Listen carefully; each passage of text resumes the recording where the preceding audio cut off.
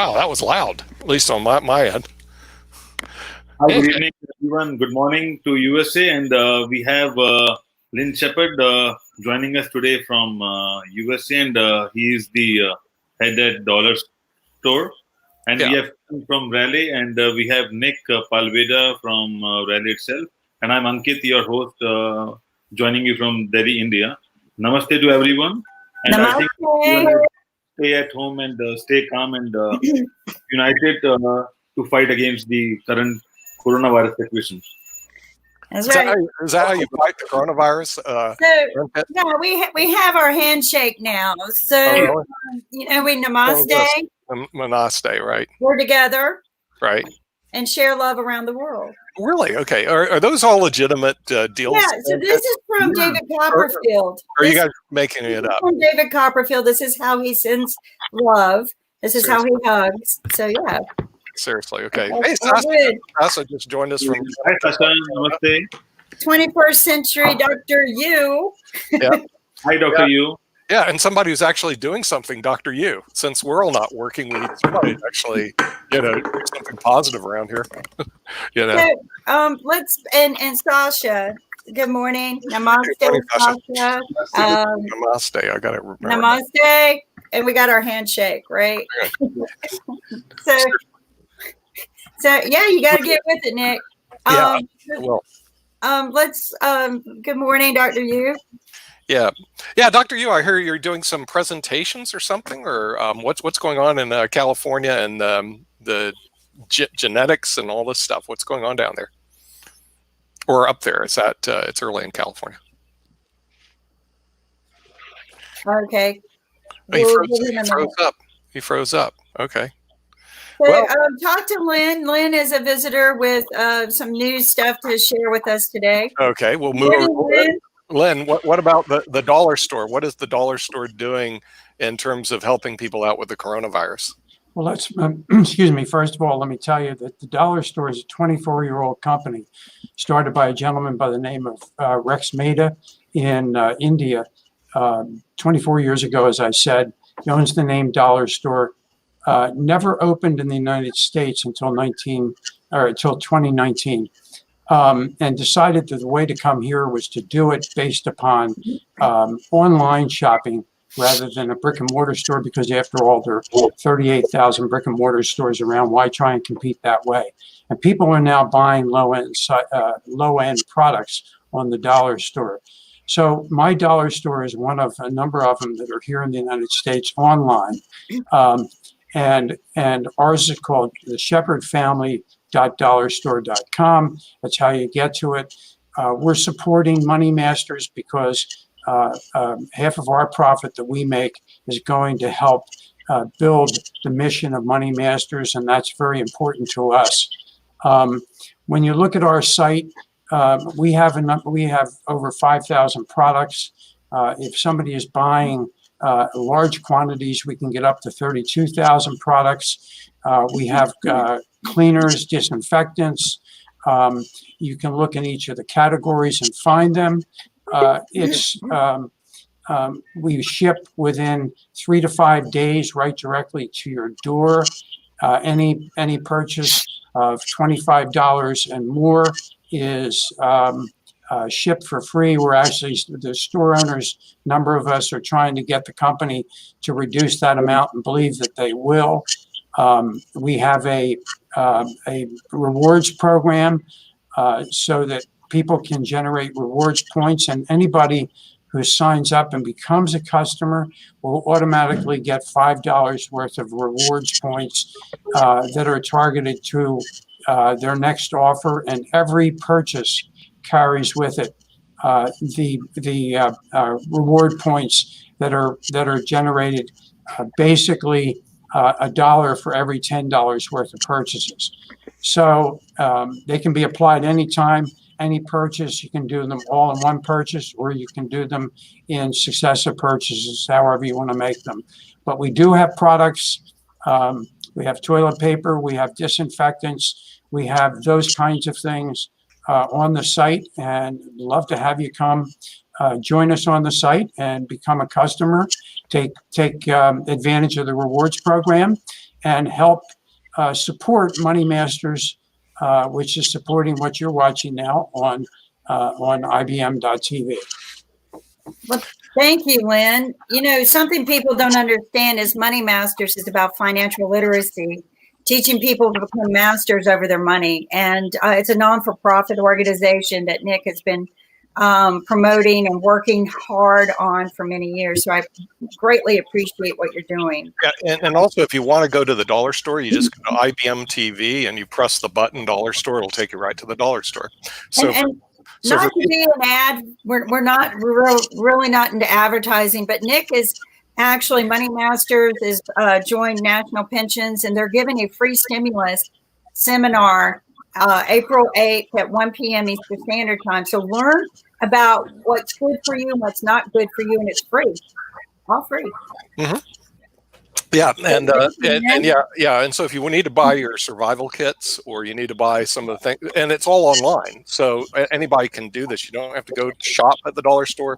You just go to IBM TV, press the dollar store, buy your goods online, and they ship it to you. It's the wave of the future. So that's just an easy thing to do. So we're going to keep talking to people about purchasing things online. Hopefully they have toilet paper available, Lynn, because I heard they're out of it. But well, that's, of course, that depends, because some days they may be out of it, some days they may have it. You know, it just depends upon the day of order. What they don't do is they don't put things for you when you purchase on back order. You have to go back in and repurchase, and try it. So yeah. Okay. Well, that saves you money too, and it's a dollar store. I mean, come on, you know, it's kind of fun. I was on there shopping the other day, and you got my Minions. You got Minion napkins, so yay! Yeah. Yay. Well, we have Dr. Yoo. You're coming in clearly now. What's going on in Los Angeles? Well, you know, they always put the doom and gloom headlines. I guess now there's well over 1,000 infected. You know, maybe 200 deaths, something like that. A few thousand infected. Still shortages of you know, proper masks, supplies.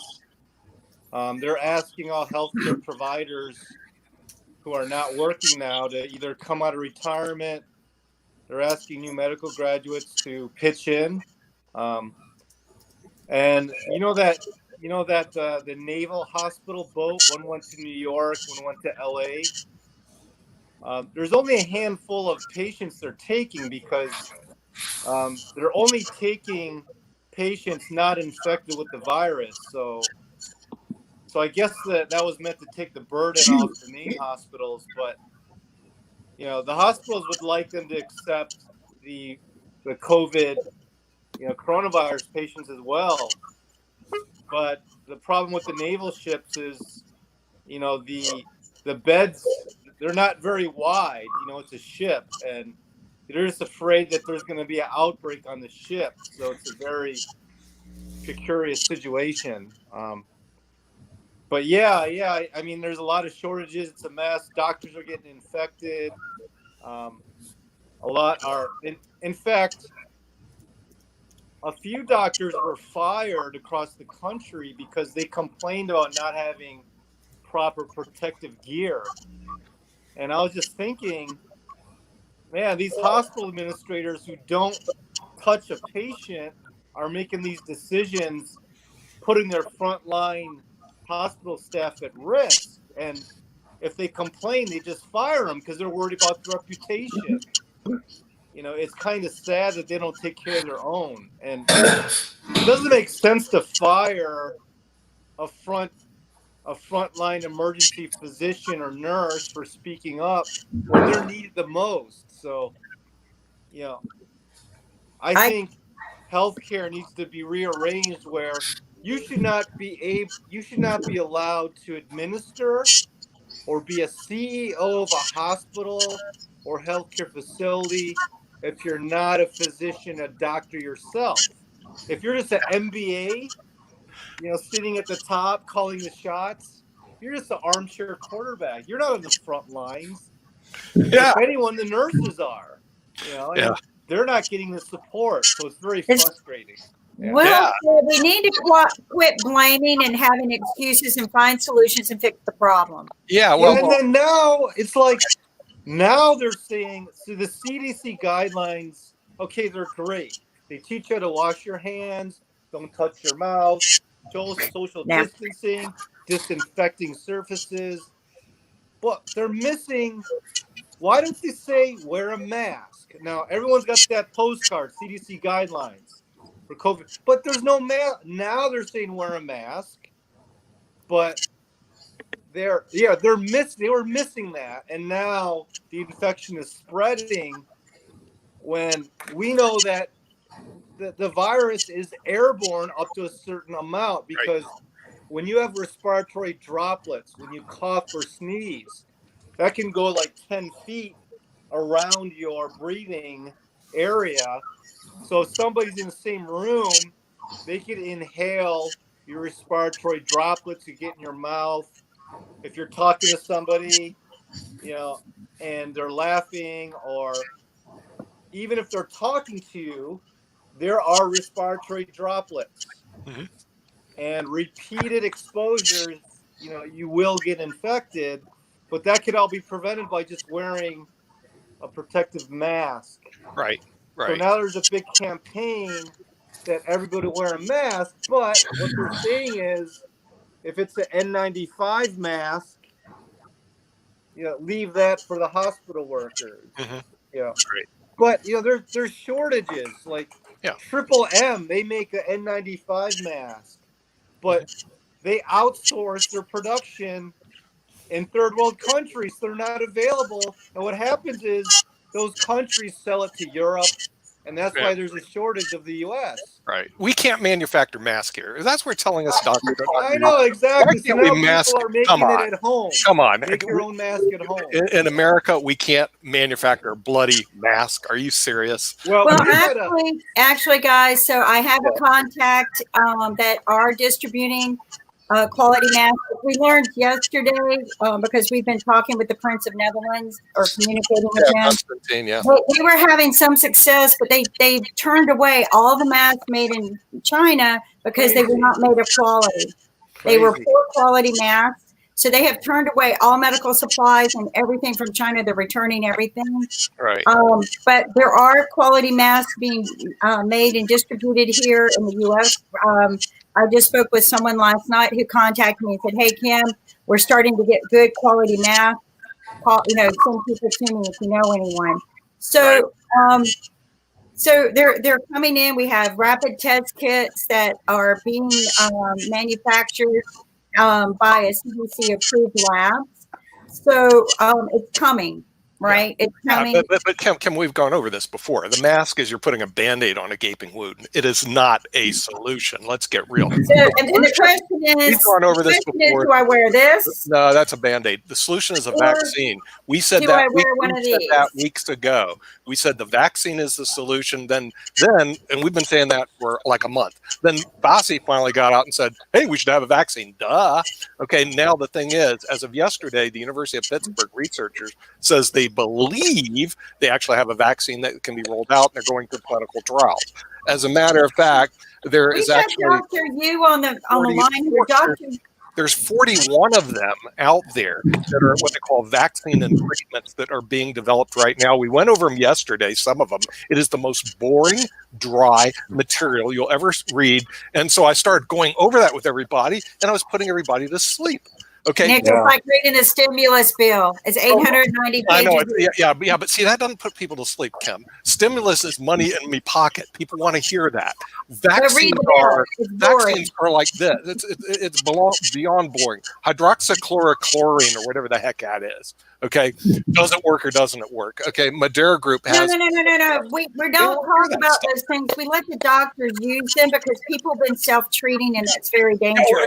No, I totally agree. But the thing is, what we're having is no conversation on vaccine. Vaccine is what I call a solution. It should be the number one driver. Number two driver should be treatment, or maybe treatment vaccine, because you've got a lot of sick people out here right now. So you need treatment for the people that have it. vaccines, and then, of course, right now we're doing all we can through social distancing and the Band-Aids. And the Band-Aids are the bloody mask. And, of course, you got to do everything that you can. But if you don't drive to the vaccine, it's like saying, I got a football, but I'm not sure if I should go lateral or go down, straight through. You go straight through, buddy. I mean, you go to the end zone, because you don't score unless you hit the end zone. And we're not going to hit the end zone unless we have the vaccine. Well, and let's talk about something right now, because right now we need to learn some good things. Dr. Yoo joined us real early because he had a seminar or well, he's in Los Angeles. It's like 7 o'clock in the morning. So he is a good evangelist for good practices. So, Dr. Yoo, will you share with us when and how people can watch your seminar coming up and how they can find you? Yeah, so I've been working on the clock, doing research on the latest updates, the latest breakthroughs on, vaccine research, effective coronavirus testing methods. Mm-hmm. So every Friday at 10:30 a.m. Pacific time, which is 7:30 a.m. your time, Eastern time. Right. You will go to www. Here, I'll show you the website here. dryoutube.com. I can't believe that was available. www.youtube. Yep. Right here. And can you see Doctor, are you serious? You could get that one? You got that? Yeah, URL? but that's Dr. Yoo. That's no, I know. It's dryoutube.com. Right. Dr. YOO2. I know. I got it. I saw it. I see it up there. Right. That's pretty cool. Got it. Yeah. And so what I'd like to talk about today on today's episode, I'll give you like a sneak peek, is so the problem with the testing kits, they test for coronaviruses in general, right? Like people understand this isn't a unique coronavirus. There's a lot of coronavirus families. Like there's the influenza coronavirus, right? Right. The MRSA virus, right? Yep. So these testing methods could say that you have a coronavirus, but not necessarily COVID-19. Yes, the coronavirus is different than a coronavirus. That's the problem. But the testing is so important, because we told people a long time ago that we should have COVID-19 certified people. I had to get COVID-19 certified so I could meet somebody from the city of Raleigh the other day. And that is a potential solution, because you could be COVID-19 certified clean, and then you could actually go out and meet another person who's COVID-19 that's certified. how they contained it in South Korea. So I know. See, they had drive-through testing, right? Yeah, right, of course. And they stuck to the social distancing and quarantines, so they suppressed it fast. But I'm really biased. I think the diet's a little more healthy there. They eat a lot more vegetables. Of course. They eat a lot of cultured food, spicy food like Korean kimchi. Yeah. Has a lot of healthy probiotics. If you're in Germany, you let a sauerkraut. So cultured foods will help the microbiome in your gut. Right. And then last time I talked about a good pre and probiotic, spore-based. Talk about that. Right. That survives the gut acid. And then again, I think I talked about brushing your teeth, put a little hydrogen peroxide on your toothpaste, and that will kill pathogens. Yes. Because you want to prevent the virus from getting in your nasal, your eye, and your oral mucosa. Mm-hmm. So you want to kill it before it goes down your trachea, your throat, and right, into the lungs. Right. You want to go in your stomach, because your stomach will kill it. You don't want to go down your lungs, because it will kill you. Exactly. You want to drink a lot of fluids, hot fluids, to push it down to your stomach acid to kill it. When you have dry mouth, that's where the pathogens kind of, they fester there. Yeah. You want to keep well hydrated. Oh, right. I mean, the thing is, these are basic things you can do, but people need to do that besides social distancing. But I totally believe we need COVID-19 certified clean people, so I can go meet some other person, just like we go through TSA. And you don't want to go to the hospital and get tested, because you're going to get an iatrogenic infection. That's where all the sick people are. So I think the drive-through testing method actually better, a home rapid test. Right. There That's is what we have now. there is a test kit. They do have it in China, and I think that was the way they were able to test their large population rapidly. Right. So it's a kit that you prick your finger just like you're doing a cholesterol test. Yep. And there's a reagent solution, a buffer solution you put in the test kit where the blood is, and you wait 10 minutes, and then you get a positive, negative sign if you have a coronavirus family test. Now, it's not specific for 19, but at least you know you have one of the coronavirus family, viruses, and you can do it at home. Right. And that's a solution. But yeah, like Kim said, it's not FDA approved. Yeah. They are giving rapid approval for some test kits made in the U.S., but where are they? They're not available. Right. They test IgG, they're IgM. These are antigens that your body reacts to if you have the virus. I looked into. The thing is that we need to learn to fast track these like Kim approvals. said, they're not letting them through customs, and right. But what is the CDC doing? They're not getting these rapid test kits out. Right. Well, we have them. I have somebody who's distributing 40,000 a day right now to other countries because he can't. But I think he just got past one of the roadblocks yesterday. He was trying to call me this morning to tell me some good news. So they're there, but we don't know how to fast track this kind of thing. We fast track everything else. We'll fast track bills. We'll fast track, all kinds of things. But money, we'll fast track money, but we won't fast track medicine. Yeah, well, money's easy to print. So the thing is, we print. Well, even that, they call it the still payroll not a solution. protection plan. Yeah. I guess they're changing it all the time. I mean, you can't even apply for it yet. I mean, it's like, and now they're increasing the interest rate from 0.5% to 1%.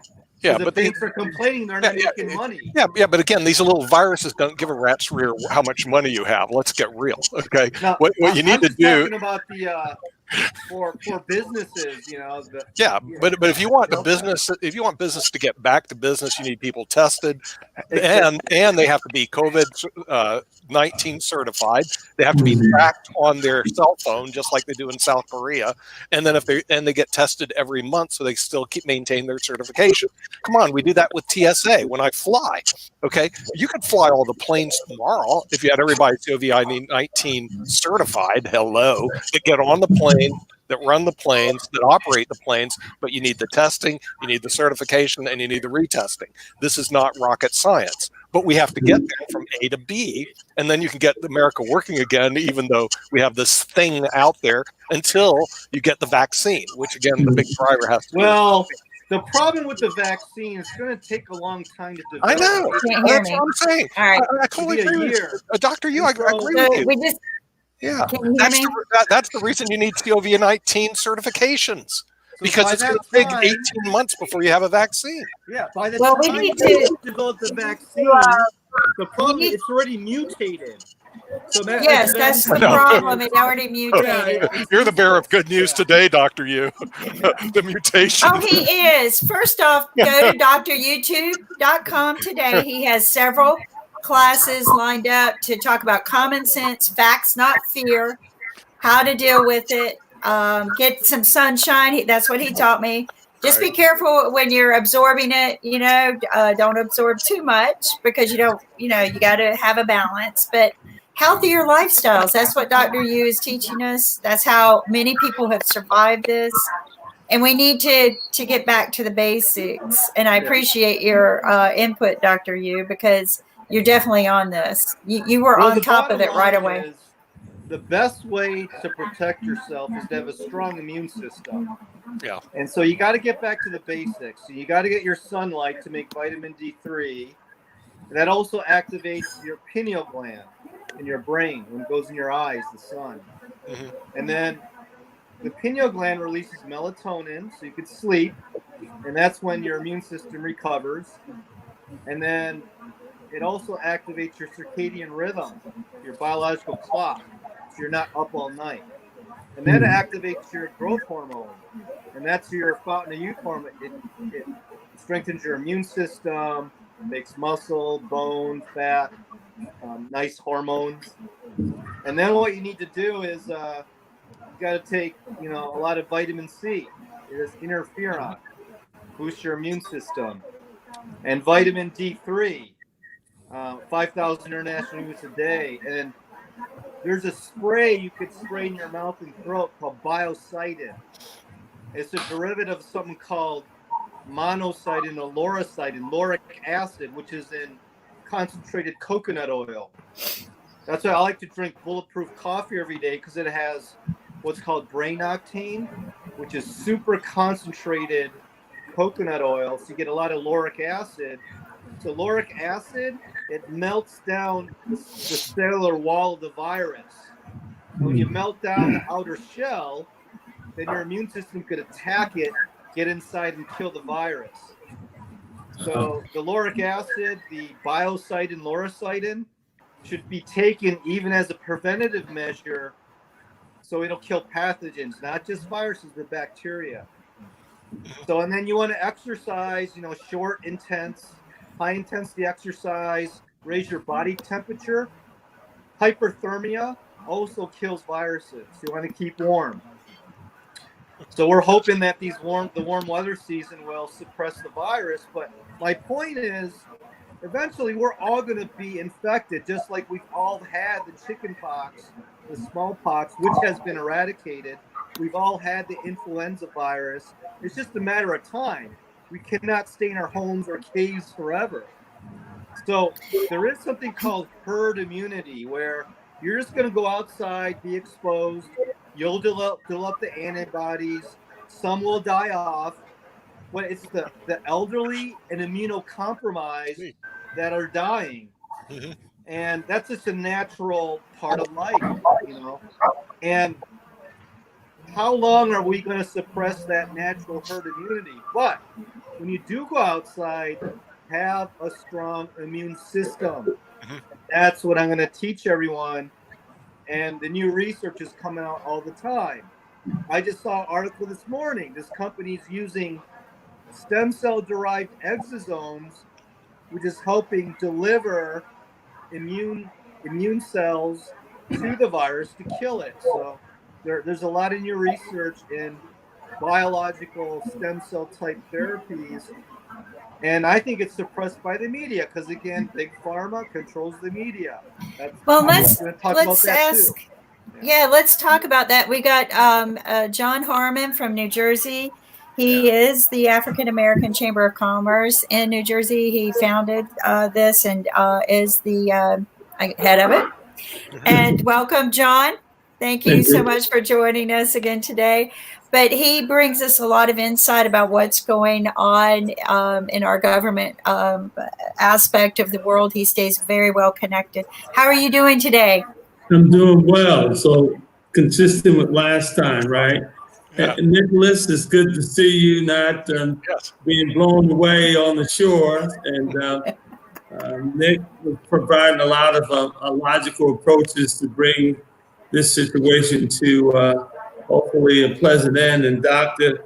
Yoo, I really appreciate your perspective. I tell you, you went wide and deep in terms of how we all could potentially protect ourselves against this virus. But here in the state of New Jersey, the African American Chamber of Commerce not only serves as the vanguard for the 1.1 million Black residents in the state and over 80,000 businesses, but we're a convener of resources, of information, opportunities to really help support small businesses in the state. And so, Kimberly, always I'm so grateful that you extended an invitation for us to be a part of the conversation. But more specific to your question, I would have to commend Governor Murphy here in New Jersey and the various health agencies, as well as in our neighboring state, New York, Governor Cuomo. These men are on the front lines every day, coalescing resources and providing information to keep us all safe. And this virus is just growing throughout not only New Jersey, but throughout America. From the last time I was on here to the present day, it is really intensified. So we are all on alert here, keeping the distancing, protecting ourselves, and avoiding unnecessary interaction with people. And this is somewhat of a new normal in the state, but nonetheless, a necessary one. The chamber has been, as I said in previous visits on the show, we speak with the governors folks 3 times a week, disseminating and sharing information, how we can get the business community and individuals in a better place in this unfortunate situation. Moreover, the various chambers and business associations, we're finding ourselves more cohesive and working more closely together to share our resources and information.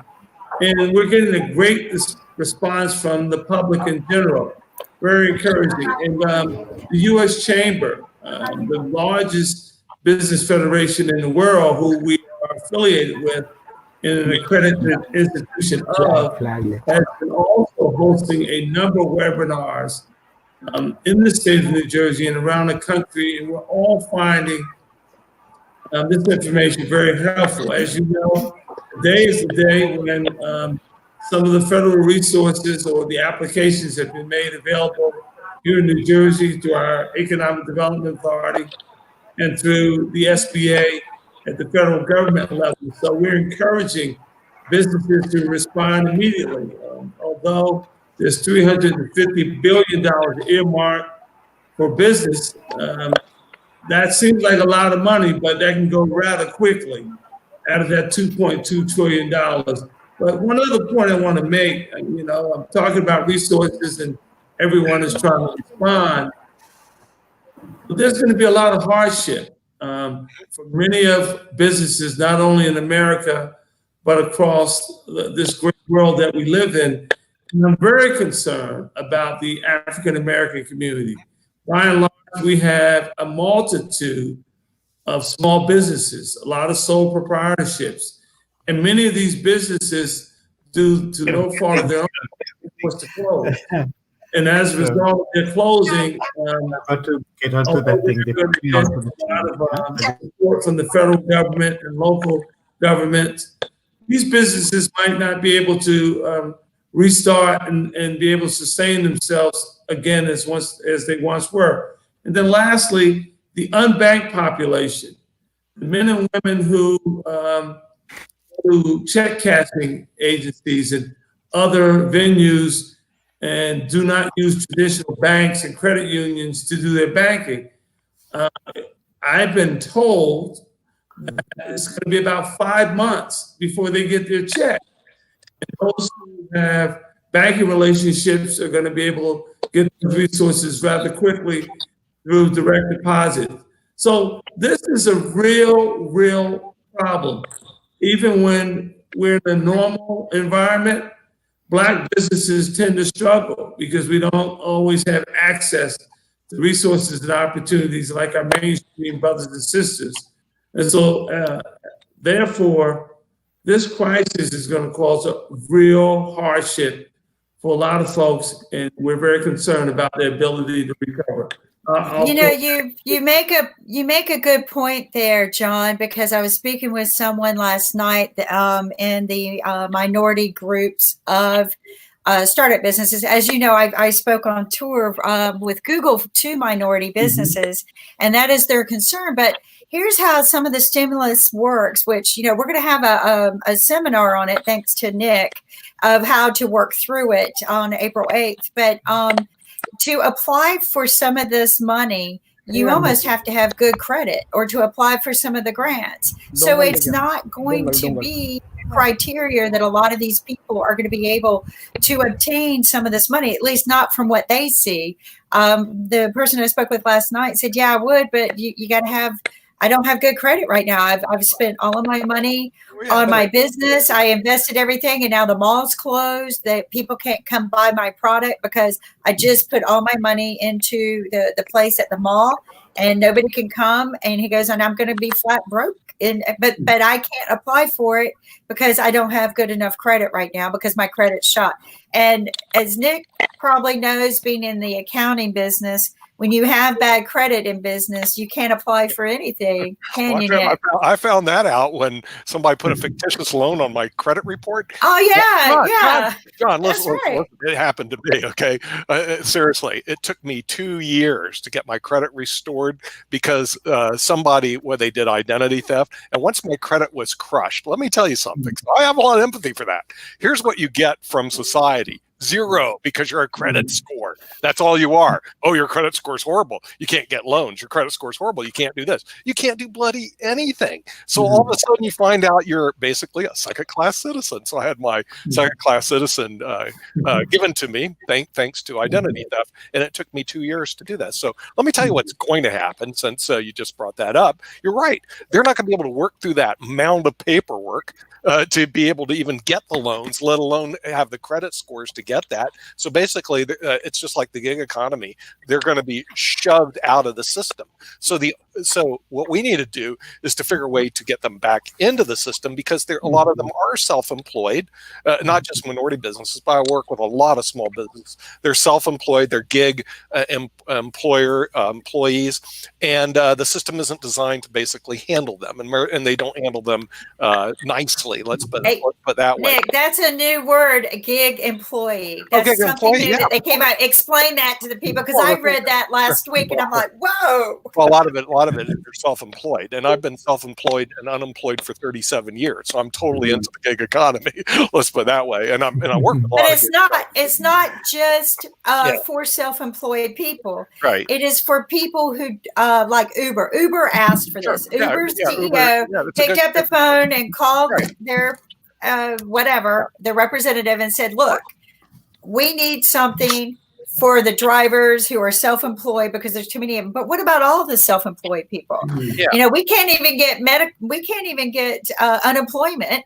We can't get medical care most of the time or insurance. Right. Because we're not a big company. We can't get the insurance companies to work with us. Right. So you're basically pushed out of the system. To the curb. We're kids to the curb. And you're pushed out of the system. And that's been John, going on you're right. You're very much right. The minorities are going to struggle the most. Because they're not going to be able to apply for anything because they're caught in that middle. Yeah. They're not the desperate poor. They're hard workers. And they're not the secured, I've built my credit. They're stuck here. And if their credit score is good today, in 2 months from now, it's not going to be good when they make the application. So let's do this. Let's put a task on our team here. We're all pretty smart people and we have contacts. So let's put a task on us and let's do this. Let's take it upon ourselves to somehow or another write a portion of a stimulus bill that says, hey, what about these guys right here?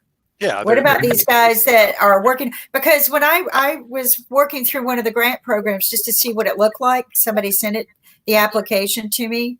And I know I won't qualify, but I wanted to understand how it was going to work. And if you're caught in that window, you're not going to get anything and you're just going to fail. So if you are a startup who has no credibility, yet you're not going to get the grant. If you're very wealthy already, you're probably going to get the grant. Right. They isolate you based on how many employees you have and how many you don't. And then they isolate you by nonprofit versus profitability, but how much profit were you making? And if you were making way too much, you're not going to get anything either. So they don't just look at maybe how much you've been spending to get to that point. Like this young man that I spoke with last night, he spent all his money to build the store that he had, that he was going to sell his product. It all opened up and then closed, all within the same time frame. So he's out hustling, looking for other ways to make money. But it's like you said, John. It's the minorities are going to suffer the most in this program. So Kimberly, let me come back in on that point because I think you make a good point. And the challenge, this is a massive amount of money, $2.2 trillion. Yeah. And the irony for small businesses and African Americans and others who fall into that demographic is that we depend on our leadership to be our voice. It's like, you have when you go in the courtroom, your lawyer is your representative. So we depend on our legislators day in and day out to represent our interests. And as this bill was coming together, unfortunately, there is a lot of resources that are going out. We're looking to help as many people as possible to take part in this. And I would admit that the process, as it relates to applications, is relatively simple. But if you're not in the game, if you are not an active participant in what's going on, chances are you're going to stumble. So the African American Chamber of Commerce in New Jersey and some of our other partners are really trying to connect those folks who traditionally have not been engaged and have not really leveraged these resources. But it falls back on our leadership to make sure that we have equitable participation in all that our taxpayer dollars send down to Washington. So there should be some reciprocity back to us. The African American Chamber is that advocate, as well as the U.S. Chamber and others, to make sure that our constituents' interest is represented in all that happens. But unfortunately, if you're not a part of what's going on, a member, have an affiliate relationship, chances are, by the time it gets to you, you're going to get the remnants and not get a full slice, if you will, of what's coming your way. So we're encouraging folks today to really reach out. Give us a call, 609-571-1620 or aaccnj.com. We're here to help, and we have others around the country to help. This is really not the time to be negative, and I know there's a lot of criticism that we can throw out there, but we got to take advantage of what's on the table today. And then try to work towards getting additional resources down the road. And I'm hearing that there may be that opportunity sometime later on this month or next month, as this first 2.2 trillion gets disseminated across America. There may be another opportunity for a fourth round, and those who have not been included, we may be able to get them involved the next time around. But these are some very desperate times for a lot of people. And so they may not have the ability to wait any longer. So we're doing our best here in New Jersey and with our other affiliate chapters through the National Black Chamber to make sure that our members and folks within our states are connected to what's going on today so they can have a better future tomorrow. And I could not agree with you more. I think Nick feels the same way. I think we need to join hands. This is what we do on our show now. We need to join hands around the world too. That's right. And we need to speak out for the voices of the people who are not spoken out for. When I saw that, the reason why they put the gig clause in there was because the CEO of Uber called the maybe he called the president, I don't know, but he called his head of whatever and said, hey, what about people who do gigs? And they got it. They got millions, not Nick. It was millions, wasn't it? It was. Yeah. And the thing is, one of the good things in the bill is they actually had, for the first time, a bottom-up policy.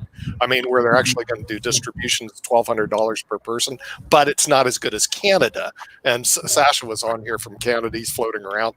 They're doing $2,000 a month for 3 months in Canada. Notice Canada a lot better. Bottom-up policy is a lot better than top-down. There's no trickle down doesn't work. You give me money to give to somebody else, so I just keep the money. I mean, that's and Nick, okay. Australia has already given their people free. Okay, well, you don't ever do that. Free. You know, what sort of business mind are you? If you give money to John and say, hey, go distribute to Jay, but you don't have to, go give it to Jay and Mary and Joe, but you don't have to. John's going to keep it. Come on, that's dumb. So the smart thing they did, the first smart thing that came out of Washington that I've seen, is they said we're going to distribute to the people, but it's only 1,200. What they should have really done is did like they did in Canada, Sasha, what they did in your country, 2,000 a month for 3 months, and forget all this paperwork, you know, for the upper end, and then go focus in on the solution, which is a vaccine, and then focus on a Band-Aid, which is getting people COVID certified so they can go back to bloody work. This isn't rocket science. You can get from A to B, but I've listened to a lot of the podcasts. They don't talk about A to B. They go, well, everybody don't be afraid. Don't be scared. Things good are going to happen. But look at the vaccines that are already being developed. There are 41 of them right now in the market, vaccines and treatments. Do they ever focus on? The University of Pittsburgh just came out yesterday that they're close or they may already have one. Our belief is there is a vaccine right now that works. It just hasn't gone through the process and hasn't been distributed yet. And it has to get the FDA processed and then distributed. And then some commentators say that's 18 months away. Well, what are we going to do in the next 18 months, John? Are we going to sit at home and watch IBM TV? I mean, it's great for our ratings, but seriously, you know, it's not good for the rest of the world. And even in India, they're sitting around doing nothing. You can't sit around and do nothing. So we need that we need the testing, the COVID-19 certified, which they do in South Korea. Cell phones can track you if you run into somebody else who isn't. Test every month, and then you can get the people back to work. Otherwise, we're sitting on our butts for the next 18 months and talk about this stuff, which I wouldn't mind because I like doing that. But the thing is, the rest of the world may have a little bit of a problem with that, you know? Well, I mean, you know, Australia did 3 stimuluses. India is taking care of their people. Canada is taking care of their people. Come on, that's not a solution. Kumar Rakesh, he's a senior journalist. Yeah, find out what's going on. So we got a journalist, and I'm going to bow out. Can share his Indian perspective and what government is doing in regards to the stimulus. Yeah, what's going on in India, Rakesh? Thank you, Nick and Kim, and thanks to Ankit just to add me in this great show just on the coronavirus COVID-19. First, I am listening all of you. So nice discussion. Just how Kim is conducting the show. So nice. So namaste to all first, and from India, that is our Bharat. So that is now to be the global phenomena, not to handshake now. Namaste, like that. Just to namaste. Just like namaste. World and love. Yeah. That's right. Yeah, great.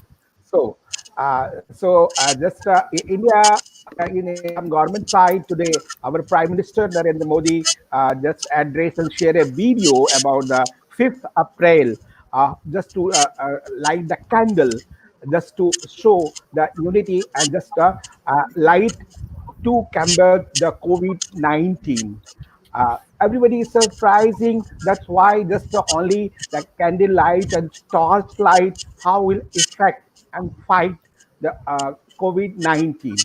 But there is something just I want to share with all of you. There is a very, according to science, according to our mythology, according to our whatever system is there, I can read the system, how you work,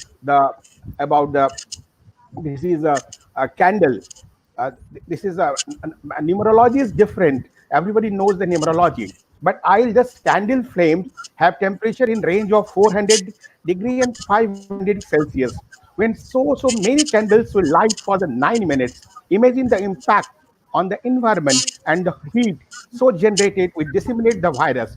Why 9 minutes, 9 p.m. and 5th April. The 9 number is very magical number, as well as the country number, as the Prime Minister number, and as the situation according to just how the ask the situation. The numerology in an adamant digit, which can't be destroyed. It is symbolic for creating awareness for every level of positivity. Together can eliminate negativity. The flame of positivity and burns negativity. Because this is a total power of immunity. It's how our body is immune. That's why the globally scientists and doctors saying about the below 10 years in the danger zone and 60 plus. I don't think Nick is under 50. You can't be. I haven't seen 50 in a long time, buddy. 50 is way down there for me, buddy. Yeah, no problem. But you're looking just in under 50. That's why I'm telling you. Not Right. You are out of danger zone. Depend on the body immunity. How we are body is internally strong. So there Right. is so many messages. We are in India. We are analyzing in so many ways in the government level and the private level, NGO level, media level. Media is working day by night, and Yeah. just you are people doing the very good show focusing. I asked Ankit what Yeah. is subject. He Yeah. says COVID-19. That's good. So nice. Yeah. Whatever Yeah. anybody initiating from the US and Well, India. So nice of all of you, and just Mr. John from the African American Chamber of Commerce, and so right. many persons are just connecting, just Yeah. to fight. So I think next 30 days and 40 and 60 days, it will be eliminated from the world with the all positivity, as I think. And you Yep. and government of India is doing the government level today. Ministry of Home Affairs released 11,000 crore INR fund release. A group of meetings is going.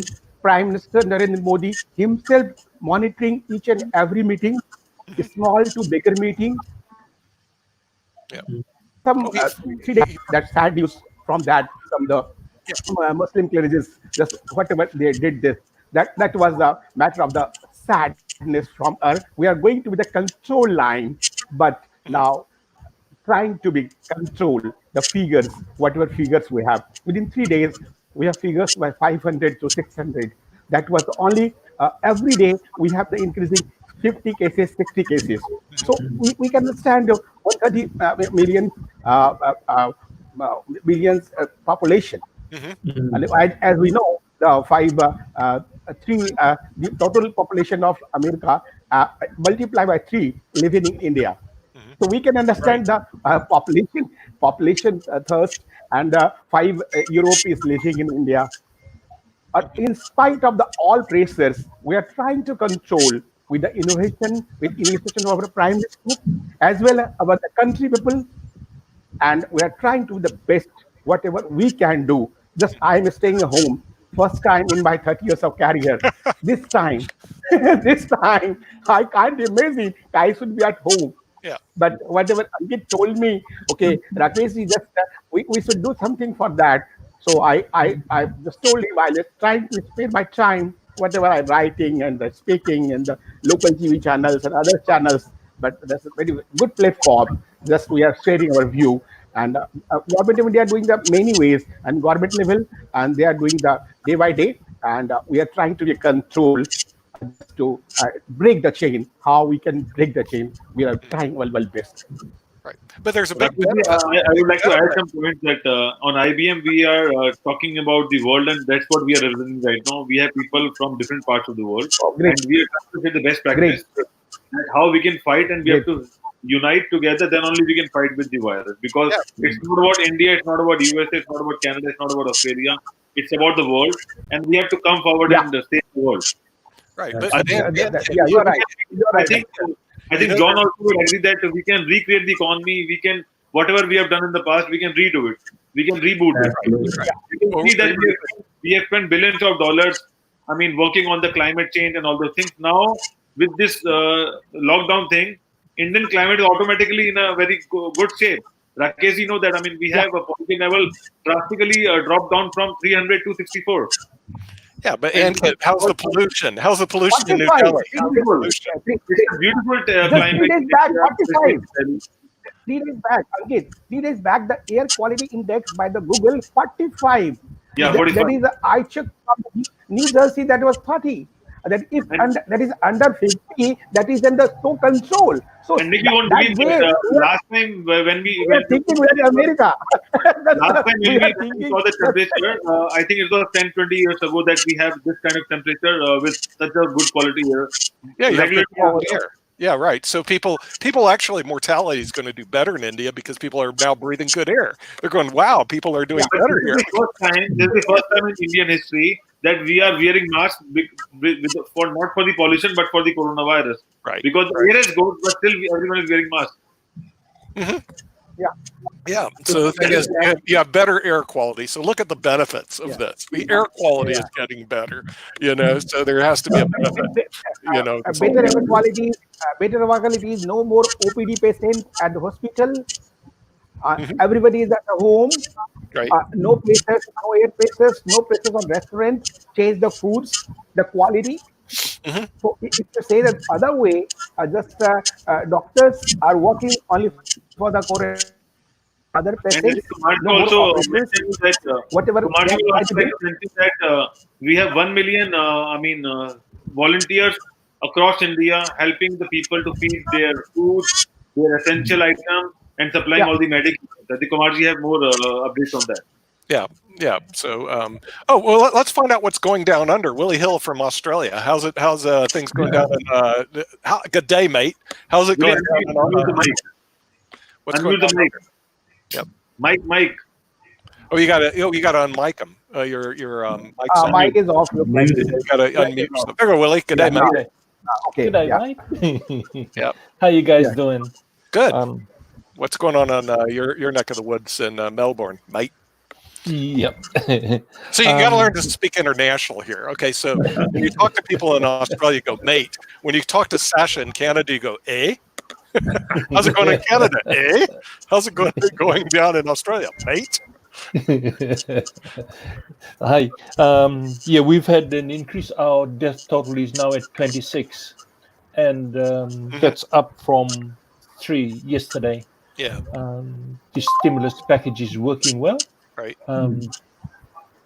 And yeah, we're getting things under control, but still we seem to detect a complacency of people just I can go out and do whatever I want. They still don't understand the seriousness of this scenario, because if you get it, then you put everybody else at risk. And that just seems to be some people just not getting that message. I'm bulletproof kind of thing. Yes. Yeah, and that's a sad part. Right. But the thing is, their total deaths are 26. How many people are infected right now in Australia? The total number is 5,350. Oh, wow. I mean, that's small compared to what we're here. We're the world leaders right now in the United States. We're doing we're close to 250,000. And remember, 2 weeks ago, I did a prediction. I said we're going to go over 250,000 within a week, and we did. And so our predictions right now are pretty gloomy. If you want to know what they are, they're like at the end of the month. We're looking at probably close to 1 million by the end of the month, and I'm looking at the death rates to be about 40,000. It's not going to be a pretty picture here, but that's just the realities of the situation here in the United States. So, and I don't see anything like that. Also, I see unemployment to be definitely in the double digits, high double digits. Even the guy from the Federal Reserve said that, which I thought, wow, but I'm looking at really high double digits, around 32 to 37%.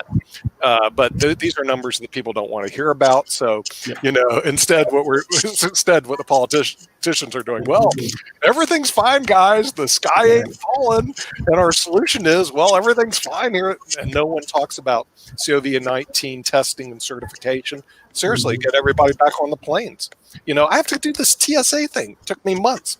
Well, I mean, seriously, get TSA so I get on a plane, go through a line. Well, and we already know, as Dr. Yoo said, you could be tested very quickly, be CoVid19 certified, and get on the bloody airplane. So there's a lot of ways we can get people back to work, but we do need the testing, the certification program, the retesting and certification programs, having people, and then if you're South Korea, they actually track you through the cell phone. And they know where you are. So if you came into contact with somebody who wasn't, ding, ding, ding, the bells go off. So there are things that we can do with technology today to get the United States and frankly a lot of other countries moving again. But we need this thing called leadership, whatever that is, to move ourselves forward. And you need smart television, which is way over there in the corner, and not people that are just putting Band-Aids on solutions. I'm not interested in Band-Aids. I want solutions, and then we can drive to the vaccine. And the vaccines are boring. I can tell you that right now. 41 vaccines and treatments. Some of them, like the Madera group, they're already going through clinical trials. And the thing is, as they have promise, probably they should be released. But this whole thing in 18 months, I think that's a little too long, but it's quite possible. If you want to dot all your I's, cross your T's, it may be an 18-month process. It may be quicker than that because remember, a lot of the biotech companies have already been working on developments in this area or things that are very close to it, and they just haven't been able to release it. Without the vaccine, this is where we said several months ago, you got to have the vaccine. Fauci came out a week ago. You got to have the vaccine. Duh. You know, this stuff isn't that hard to figure out, but you do need somebody who can figure it out. So we need treatments, vaccines, COVID-19 certifications, and then we need to get people back moving again, rather than sitting in front of television and watching Netflix. Somebody told me that the thing is they've already seen all of Netflix. Now what do they do?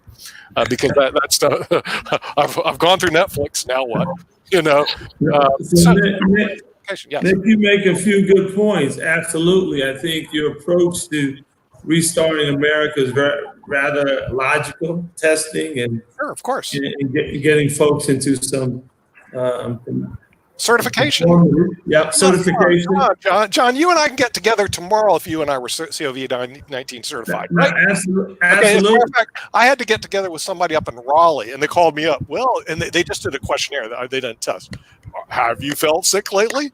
No, I live in a golf course community and with a bunch of old folks. We don't see anybody. Okay, and I spend all my time on the boob tube. Well, and they ask me all these questions. They go, well, it looks like you're clean, so you can go meet this person. Great. So I met the other person who also is basically certified from the city. That's like a new form of match. Yeah, there you go. It's not possible to do this. Absolutely. Getting back into some of the numbers, Nick, you talked about. You know, right now we have about 6.6 million unemployment claims. That's a big number, and I understand during the financial crisis, it's probably about 800,000. It's kind of put some of these numbers in perspective. But some of the things that have come out of this that I think were positive, you know, the community is a little more united. You know, we're talking and engaging one another. Right. And so we got to start looking to what's going to happen on the other side of this. Yes. And so we're going to be dealing with a new normal, but getting a better sense of community, a better sense of patriotism, and trying to really be our brother's keeper. And I think that's somewhat in short supply. But it's also a little unnerving when you hear folks say, "Well, everyone's going to get this." Wow. I'm hoping I don't get it. Not everybody's going to get that. Not everybody got the Spanish flu. I mean, but the thing is, you're right. We're more united as a world because this came from Wuhan, China. John, do you even know where Wuhan, China is? I had no idea. Seriously, I didn't have any idea. I was going, Wuhan, China. Where is Wuhan? I had to go on the internet because Google knows everything, as we all know. And it showed me where Wuhan, China is. Oh, there it is. Then I did a little more Google. It has 11 million people.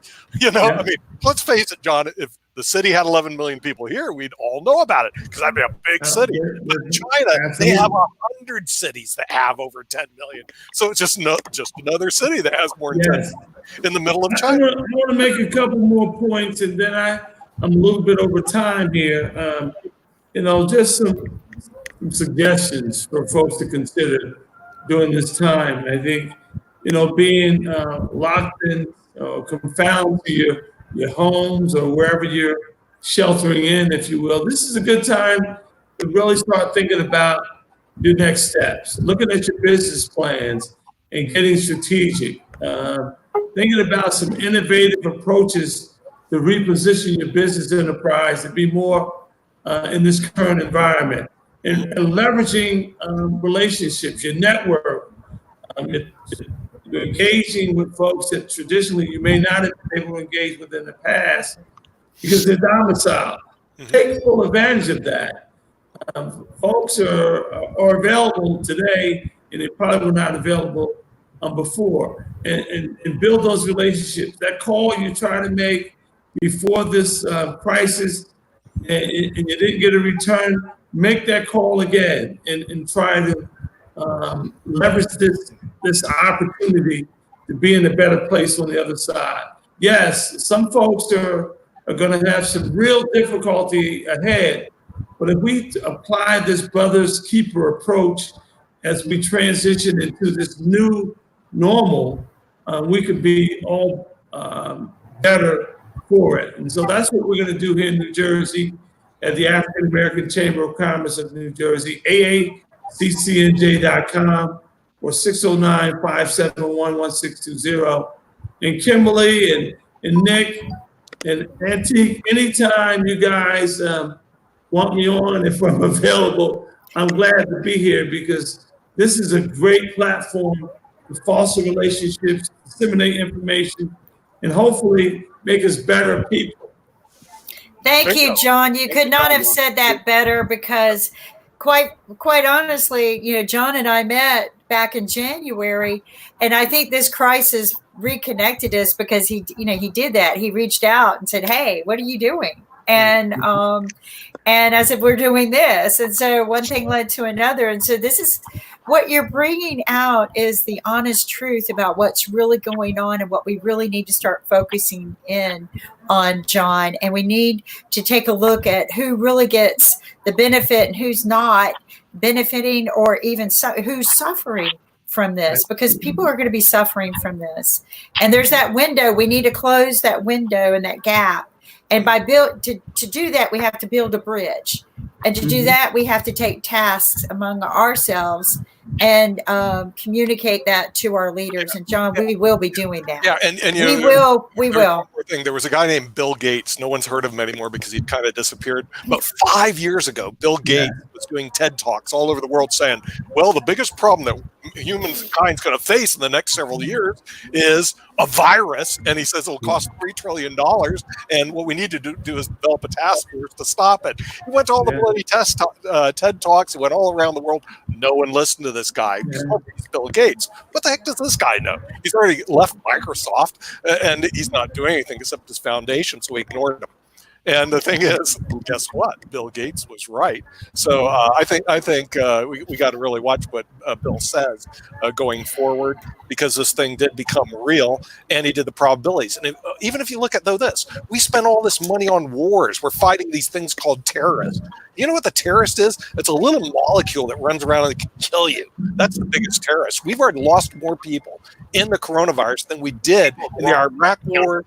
We lost them more in the coronavirus than we did in the Afghan wars. We're fighting all these bloody terrorists, but there's a little molecule that runs around that can eat you bloody alive, and we ignore it. You know, we don't spend trillions of dollars there. We ignore it. I mean, the thing is, why? Bill is the only guy who didn't ignore it, but he didn't get anybody's attention because let me tell you something. It's boring work. You know, if you go look at all the solutions that are out there, like I said, I tried to read it on IBM TV, and half our audience was falling asleep. You know, the viruses and all the names, you know, the Moderna group, Gilead Science, they're all coming out with stuff. But frankly, the solutions they're boring, you know, but there are right now vaccines that are going through clinical trials. There are treatments, there are advanced treatments that are coming out right now. There's theories. None of this is proven, but let me tell you something. I believe if you get enough out there, that the mathematics will say that one of them will work. Even people that are using their own plasma that already survived the coronavirus to use a treatment for the next person coming in. And we do need to spend some time on solutions, because the putting Band-Aids just ain't going to work all the time. I mean, if you had a wound, if you just had Band-Aids all the time and you're not taking stitches and stitching yourself up, you're in big trouble. So we're going to have to do that. And the biggest problem is that after the pandemic, which you brought up, John, it's like the aftermath of the economy going into free fall. You know, we're going to have to get that economy back running again, because we're going to take a hit. There's just no question about it. And we're going to have to figure out ways to rebuild as fast as we can the economy that we had prior to the hit, and not ignore this going forward, because Dr. Yoo said something very important. Viruses tend to mutate. In other words, this is not the first and last time you're going to see this. You know, this is going to happen again. And Dr. Tula has just joined us from India. Just what we need to do is, of course, Dr. Yoo already gave us, he's in LA, he already gave us the bad news of left, in other words, the mutation. So, Namaste. Namaste, Enjoy the Kim. world. We love you. We are here only. He was back, and I'm We talking love you. about the bearer of bad news, the mutation. Listen, Dr. Yoo, we don't hear about the mutation anymore. We want to solve this one first. We'll get to the mutation after this one. So Nick, the good part now. Let's see the good and the bad in it. Now, if you look at the good part, it's given us little time to regroup and theorize the various theories which are floating around.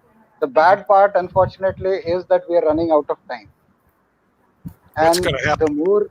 So that is something which we should be really looking into. I mean, all the governments have to get on with this. They're just trying to pass time around it, and going around and around in circles is not going to work. Apparently, we need global leaders to take the lead.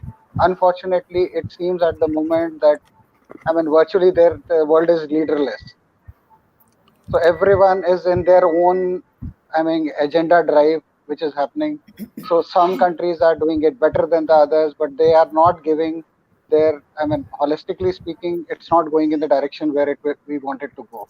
Yeah, but Dr. Tula, we went over this before, okay? When are we talking about world leaders? We're talking about politicians. Not flatlining. Okay, we're talking about politicians, not medical doctors and MD, PhD specialists who really should be leading the charge in this area. It's just like this. If you have a heart condition, are you going to go see a politician to solve it? In other words, hey, look, I think I'm having a heart attack. I'm going to go see my politician tomorrow. Who's going to do that? You got to be out of your bloody mind. If you have a respiratory issue, hey, I'm going to go see my local mayor because maybe they'll help me with my respiratory issue. But that's what we're doing. It's wrong. So, but okay, Nick, the question again is, medical doctors need to take the lead on this. I do agree. I do agree with you. But let's flip this question and say about the economic policy. Now, ultimately, economic policies are made by people who are hardcore economists, but ultimately they have to be signed by the politician. Ultimately, at the end of the day, even the politicians will get a stay in. If he doesn't agree or disagrees with it, you cannot get the policy. Whether it is right or wrong, that's another question of debate. Yeah. Well, no, apparently, look at your country's policies also. Right. Look at your country's policies also. So apparently, you will not agree with all of the policies. Right. No, I understand that. Some will be absolutely dumb. It's the some same may problem. be mind-bogglingly innovative. It is. Some will be the same innovatively problem dumb. You have with the airline industry. Okay, you ever fly an airplane, right? It's built by people that have PhDs, it's flown by people that have master's degrees, and it's maintained by people that have high school education. Okay, that's kind of like the way it is. And unfortunately, the way our system works, the people that are the smart people that could be doing this always have to go to the not so smart people for the approval. In other words, the politicians. So you have an MD, PhD who really knows this stuff. Then he's got to go to some politician who doesn't know jack for the approval. That's the name of the game, and that's a big problem. I totally agree. Even the WHO today, I was going through one of the news channels, and there was an WHO doctor on the program, and he was in fact very circumspect. So he was accepting that there has been some amount of leniency, or I would say little more time taken by the WHO in recognizing the problem, and he in fact was apologizing to the entire world that WHO should have done better. It has not done to the best of the capacity to what it should have been doing, and he said that we will be looking into it and try to fix responsibility once this whole pandemic is over and we are able to get and control it. But now the WHO also has started looking inward, and I presume there are people who should be taking a rap on the knuckles once this things continue. Yeah, and the thing is, I think you can always go back, and the thing is, you can do a post-mortem on this whole thing. But as it's like playing chess. The mistakes are there to be made going forward on the chessboard all the time. In other words, the person who moves first on chess makes the first mistake, basically. So the real question is, we made mistakes in the past. My question is, what are the mistakes we're making now and going into the future? Because we can't control the past. That's over. We can control the present, and we can make decisions into the future. When I look at the demographics and data in the future, at least here in this country, and we made the projection weeks ago that this is going to have over 250,000 people that actually were infected. Now I'm looking at 1 million in the United States. I'm looking at 40,000 that are actually going to die. I mean, that's the realities of just the plain demographics that moves up here in the United States. The real question is, what can we do now? What we can do going into the future? Because we're going to make mistakes going in the future. But we do need to have some plan now as to what you can do. And that's the reason I said, well, we need to have people CoVid19 certified, and we need to have the testing and use the model similar to what they did in South Korea. Well, Nick, the reason why we were able to predict that is we're numbers people. We're numbers people. And that's why we were able to do that. That's why you could do that. Because you look at the facts. And we knew that things were 10 days behind. So, but our government's not doing that. And you're absolutely right. Some people's knuckles are going to need to be slapped, or their feet are going to have to go to the fire. And Nick, you're right. But that's because we look at the facts and we saw. But you were able to do those numbers because you knew the real facts. And they weren't facing those real facts. Nobody ever looked at, we were 10 days behind. Well, we're always going to be on our stats. We're always going to be behind. Well, no, but it takes 10 days to get the test results. Yeah, right. So by the time you get 10 days from now, so we already knew, if you look at how many test kits were sent out and that people are not being tested or infected. If you look at that chart that the scientists sent us yesterday that showed, even if it's 2 times, you only meet 2 people a day, and you will infect 2,000 people in just a few days. But that's what you do. Yeah, that's your mathematician. But Dr. Tula is right. We need, after this is over, we're going to have to blame people. Well, not only that, but we got to look at the next problem that Dr. Yoo said is the mutant. In other words, this isn't the first and last time this thing's going to happen. Now, we actually used to have in this country, but they were dismissed in 2018, basically a task force for pandemics. In other words, we had a whole group of people that were designed to gear up and go after the pandemic and solve it. Then it was dismissed in 2018 because they said, I have 2 inputs. I want 2 inputs for Dr. Tula. I have 2 inputs. Can I put something?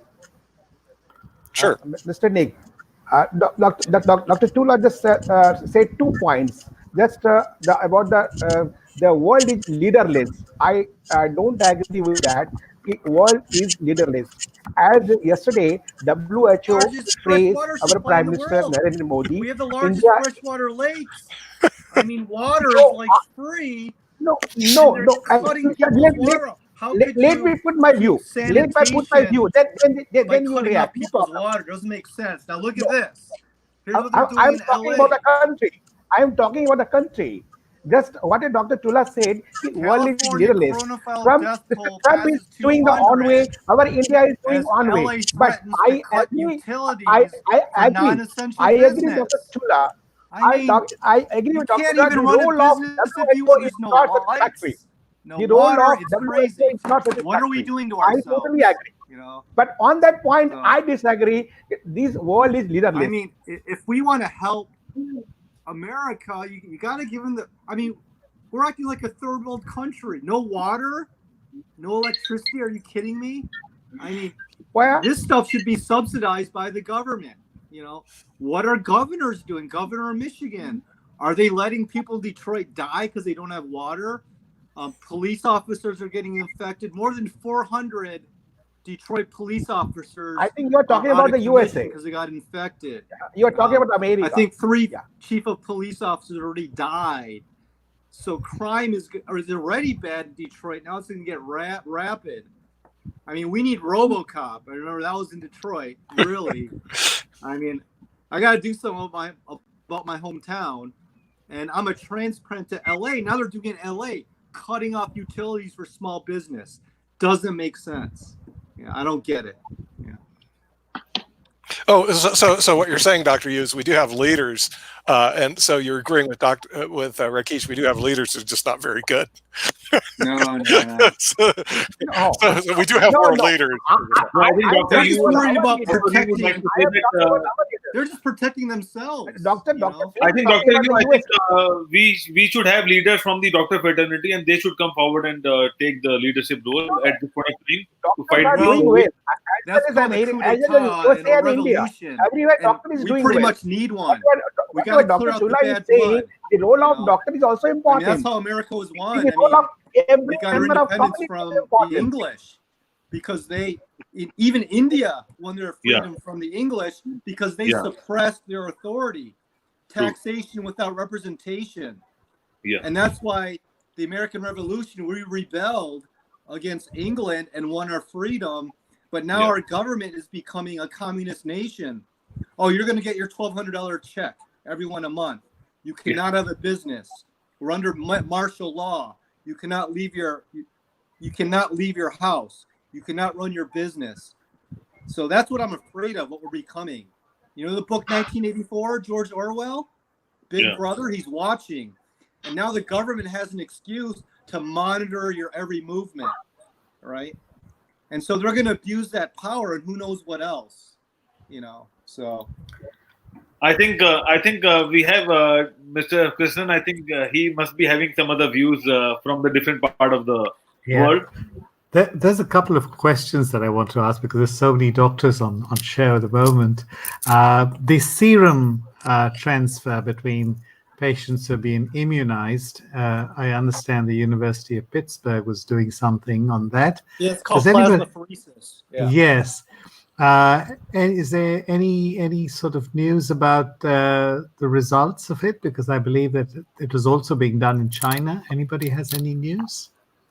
I think there's still studies going on. What happens is when you take a coronavirus COVID-19 patient who's developed the antibodies and immunity, and they successfully were able to fight off the virus, you would take that patient's blood, and in the plasma, they would have the antibodies to fight the virus. So theoretically, you could donate your antibodies in your plasma to another infected patient, and if you have the right blood match, and if there's no graft versus host disease, and if your body accepts it from the donor without causing an autoimmune reaction, then I think for some people it may work. The problem is if you're not a good blood match, if your immune system is compromised, it may make it worse. So the research is still going on. I think it'll work for some people, not everybody. You got to match your blood. I think the stem cell solution is better because in China, the study, 7 coronavirus patients, their symptoms were totally reversed after human umbilical cord stem cell therapy from donated umbilical cord tissue from a healthy birth. It's not invasive. There's no graft versus host disease because those stem cells are immunoprivileged. There's a very small chance you're going to have an autoimmune reaction to that. Yep. And it's available because what does a mother do when she gives birth? She throws away the umbilical cord. The placenta, the stem cells are stored, and there's tissue banks all over the world. But if that becomes mainstream, big pharma can't profit off of it because it's a biological product. It's not a drug. So I think there's some conflict. Wheels within wheels, Yeah, it's being suppressed. And we know stem cell therapies have been used for probably 100 years in Russia, Switzerland, and Germany. Traditional Chinese medicine, Ayurvedic medicines used thousands of years in Asia. But you don't hear of all this. In fact, the FTC, they're quick to shut down websites saying, vitamin C can help you with the virus, colloidal silver. this supplement, this herb. Like, why are they spending their time, and they're so fast to say, oh, you can't make those claims, when these substances have been used for hundreds of thousands of years.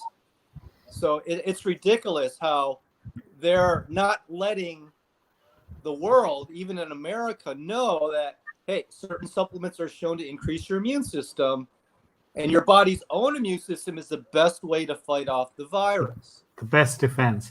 The other thing that I wanted to ask about was about CRISPR.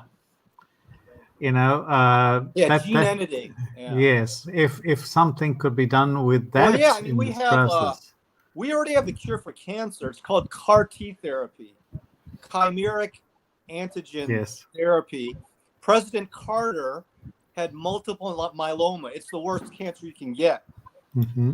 And he was cured by CAR T therapy and got an FDA. Now that's a stem cell derived therapy, okay? Where the stem cell is programmed by gene editing to target the cancer cell with T killer cells and kill it. All right. Yes. And I think this is a start where this could be developed, and the origin is a stem cell to target the coronavirus and kill it by making natural killer cells, IL-37, antimicrobial. Interleukin. Yes. So let's talk about this, because this is a healthier alternative because it's from our own body resources. So there's many ways you get your stem cells. It could be I'd like to add a little bit on Dr. Yoo's. See, the thing again is about the antibodies. When we're talking about that, we will be, harvesting antibodies from people and then, putting it to use. Now, practically speaking, this is in a very well-developed nation where you can do it. You have the medical facilities at every nook and corner where you have graded doctors who can supervise and do it. It looks good. But for a mass consumption, I don't think this is going to be practicable. And for a country like India, I really have my doubts with this. You'll have to come up. So in India, there's a stem cell researcher called Dr. Geeta Shroff. And she is a OBGYN physician, and she took stem cells from in vitro fertilization, not from aborted fetus, and she was able to replicate that cell, and she's getting excellent results with children with, autism, Mongolism. All right. I mean, not cures, but at least she's able to get the children more functional. So no, regenerative medicine, all you need to do is, it can easily be harvested in a lab. All right. So Dr. Yoo, I'll tell you, we had an experience of this umbilical, cord cells, because in India we had all these umbilical cord cells labs mushrooming, around 5 to 6 years back. And you will be surprised to know that maybe around 60 to 70% of these labs were just banking on these umbilical cells. They did not know what to do and what not to do with it. So apparently, I have a lot of obs and gynae friends in which because when we had an interaction with them, that what is this umbilical thing going around, how it is working, is it really worth it and all. So 50 to 60% of the doctors dismissed it at that time, saying that the technology at that time was not that refined. They said that given a few years ahead, that is maybe this time around, that means 5 years ahead, I'm talking about approximately around 8 to 10 years back. So they said that it will take some 5-6 years for us to really get into that mold where we'll be able to use it. Now the problem is that, I do agree with you that again, there is a concerted, kind of approach which is required to have, and there has to be, exchange of absolutely scientific ideals to how to do it and how not to do it. Now the problem is every country in their own sense is trying to do something around it. For example, see, the Chinese were the first one to tout these plasma antibodies against the coronavirus. And look at the skepticism which we have against the Chinese. The first thing was that the maximum doctors, discounted it and said that it's just a hoopla created by the Chinese. The Chinese, we don't trust the Chinese. So that's the whole, problem. So we need to understand that, You're that right. is the problem. Dr. So we don't Tula, trust anyone. So I mean, who do we trust? Now, do you Americans, honestly speaking, trust our medical system here in India? I would really beg to differ on that. Kimberly, you being a nice lady will maybe agree that you trust us, but So, I'm and I telling wish you Dr. honestly Yoo was speaking. still on, because let me explain to you the way I was born, my faith, the religion. I have strong restrictions against stem cell research. My mother was very strong in her faith and everything. I have a balance of science and faith. But when she died, and she was so against it because of her faith, but when she was dying, because I have one of the world's rarest spinal diseases, she grabbed my hand, and it was almost like a prophecy moment, because when people die, they feel things and see things that maybe other people don't. And she told me that the answer will be in stem cell for me. She did not believe in stem cell. Her faith would not allow her to. Her church would not allow her to. But even on her deathbed, she told me that to believe in stem cell, that somewhere in stem cell, somewhere in time, somebody will find an answer for my disease. So I don't know what to believe.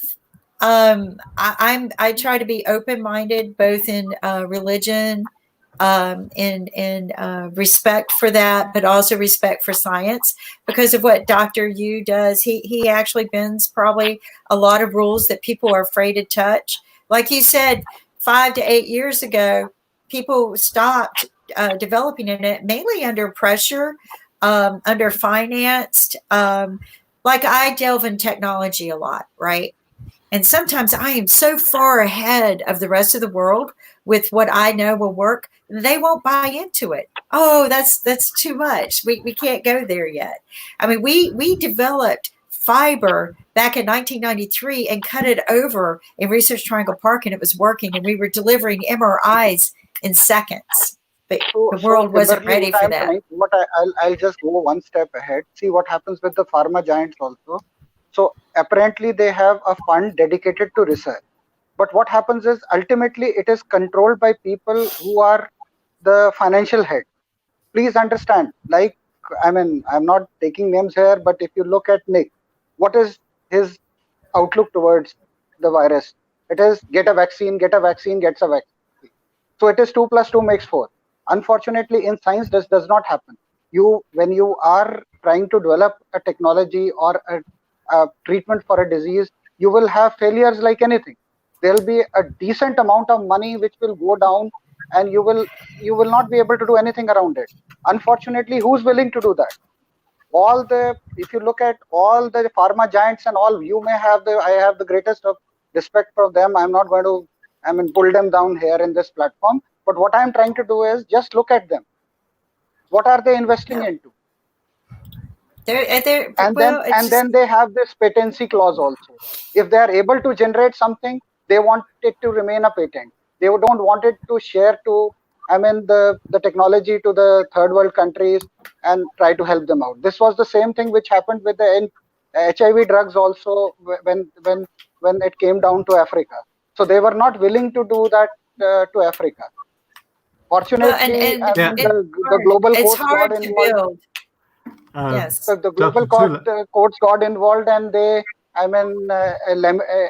forced them to agree to give these drugs at a subsidized cost to the Africans. Yeah, Dr. Tula, these are called orphan drugs, where they're not profitable to these kind of industries, and that's not a new phenomenon. That's an old thing. That's something which right through the ages, these things have been happening. We've got to figure it into our model of looking at solutions. So that's really there will be always ideas who are ahead of their time, and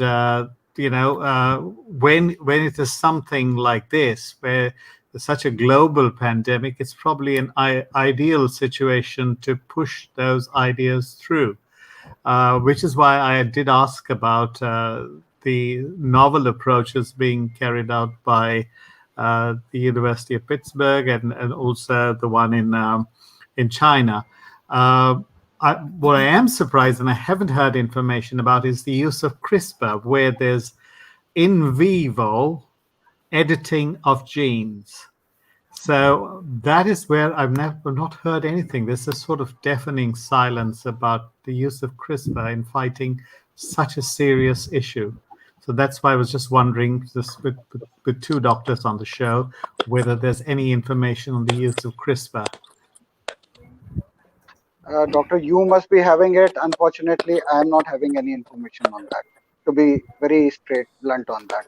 Because unfortunately, gene research has been, again, a taboo topic with maximum of the countries. Some countries Absolutely. off the handle are doing it. They don't agree they're doing it. But there is definitely research happening in many countries. What level of research, up to what they are, because they are not even shared in our medical journals. Because we need to understand that ultimately a lot of work is being done underhand. That means it is not accepted that it is being done. So I mean, there are a lot of pressures and all happening all across the globe on various. I wouldn't say that about CRISPR, because recently there was a person born with a congenital problem, and there was gene editing done on a live patient for the first time in medical history. So, but again, you are the doctor. I am just an ordinary layman, just a scientist, but just an ordinary layman. So I'll go with what you say. So what actually is happening is basically there is, I would concede that there is a little bit of research happening in some countries. It's being put under wraps at the moment. I mean, so I would not like to comment on those countries. I mean, it doesn't. If you don't have evidence, I don't think we should be taking names of countries like that. I mean, it doesn't make sense. But what we need to do is ultimately, as I told you again and again, I mean, when this epidemic is over, all the doctors need to sit together. We need to basically restructure our own entire program around how we are based. So apparently, at the moment, I think we somewhere down the line, we've also lost our ways, and we are basically, just going. We are in a rut. We are not innovating. We are not thinking out of the box, which, as a scientific person, I believe every doctor should do. It does not mean that it does not mean that they should start practicing. I mean, whatever they feel like, but they should at least innovate, think. Do dedicated trials and put it across to the world. What they are thinking, what they are doing. 50% people will agree with them. 50% may not agree with them. But it is important that we innovate and start thinking out of the box. That's true. But what I wanted to say is, remember Winston Churchill, don't waste a good crisis. So the crisis that we have now sort of lends an impetus to an effort for cooperation. The moment the crisis is over, everybody will get involved in their own day-to-day lives, and a chance for doctors, as I heard earlier on in the show, a chance for doctors to take the lead to form a kind of global pandemic team will be lost. So that is the big challenge, because you need to understand that there are countries like China, which does not allow free transfer of information to percolate even within the doctor community, right? And then we have Russia also, which also is somewhat closed. Then there are certain Eastern European countries also, which are, more or less, they are contained in their own thought process. And then we have certain countries where they divulge only information up to a certain limited amount. So that's the big challenge. That is true. So for information to percolate, you need a free world. Unfortunately, that is not the reality. One info, Mr. Krishnan, what you asked to Dr. Chula, and just I want to share with you that in India, on the instruction of Prime Minister, there are 5 special wings has been made just to research to combat COVID-19, according to my information. So they are parallelly, they have been doing some, they have made the research units just to how to combat COVID-19. Just on the level of Prime Minister office, they have been monitoring, and this is my special information just I want to share with the world. so many research at the Ayush level, just the Ayurvedic and homeopathic and other way, and allopathy level also. With the Ministry of Health and Family Welfare, Thank they have you been for that monitoring and information. doing that. This is a new info. Just I want to share with the But what world are level. what are the And also, I five would like to, different? Person here. Sorry.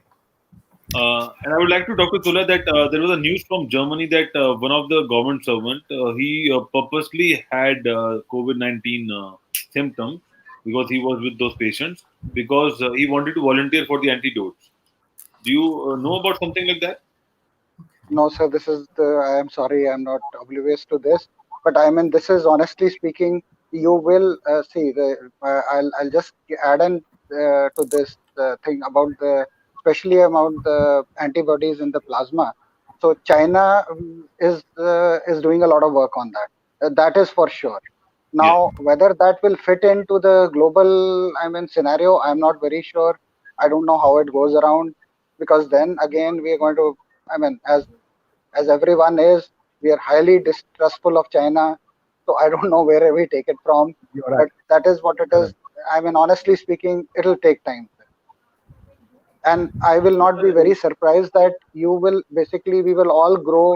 I mean, it's just a thought, which I believe happens with all viruses. So I'm presuming this will happen with this virus also. We will either, I mean, outgrow this virus by our immunity levels only, or maybe we will break the chain. I don't believe that we will have a treatment within that time. I mean, time frame of this virus, I mean, running amok with us at the moment. Because I don't think any treatment, honestly, any treatment on a large scale, I'm not talking about a small scale treatment. Some hospital does something, that is another story. But if we are talking about a holistic approach of, I mean, having a pan world kind of treatment, I don't see that coming for maybe 9-10 months or maybe even. When you But as did you, that, as you rightly said, sir, we have to work together basically, because if suppose we are able to, break the transmission, and if we are able to break the spread in India, but we have to concern about our neighbors as well, because we can't stop So flying. that is the problem, because please understand, let us presume we are not in.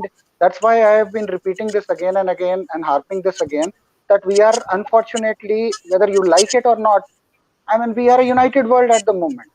Yeah, You cannot think yourself in isolation. true. Dr. So how can we Trilla, isolate ourselves? I How have a can we isolate question. ourselves? I have a And question to you and also, because sir, Yeah, yeah, please your do.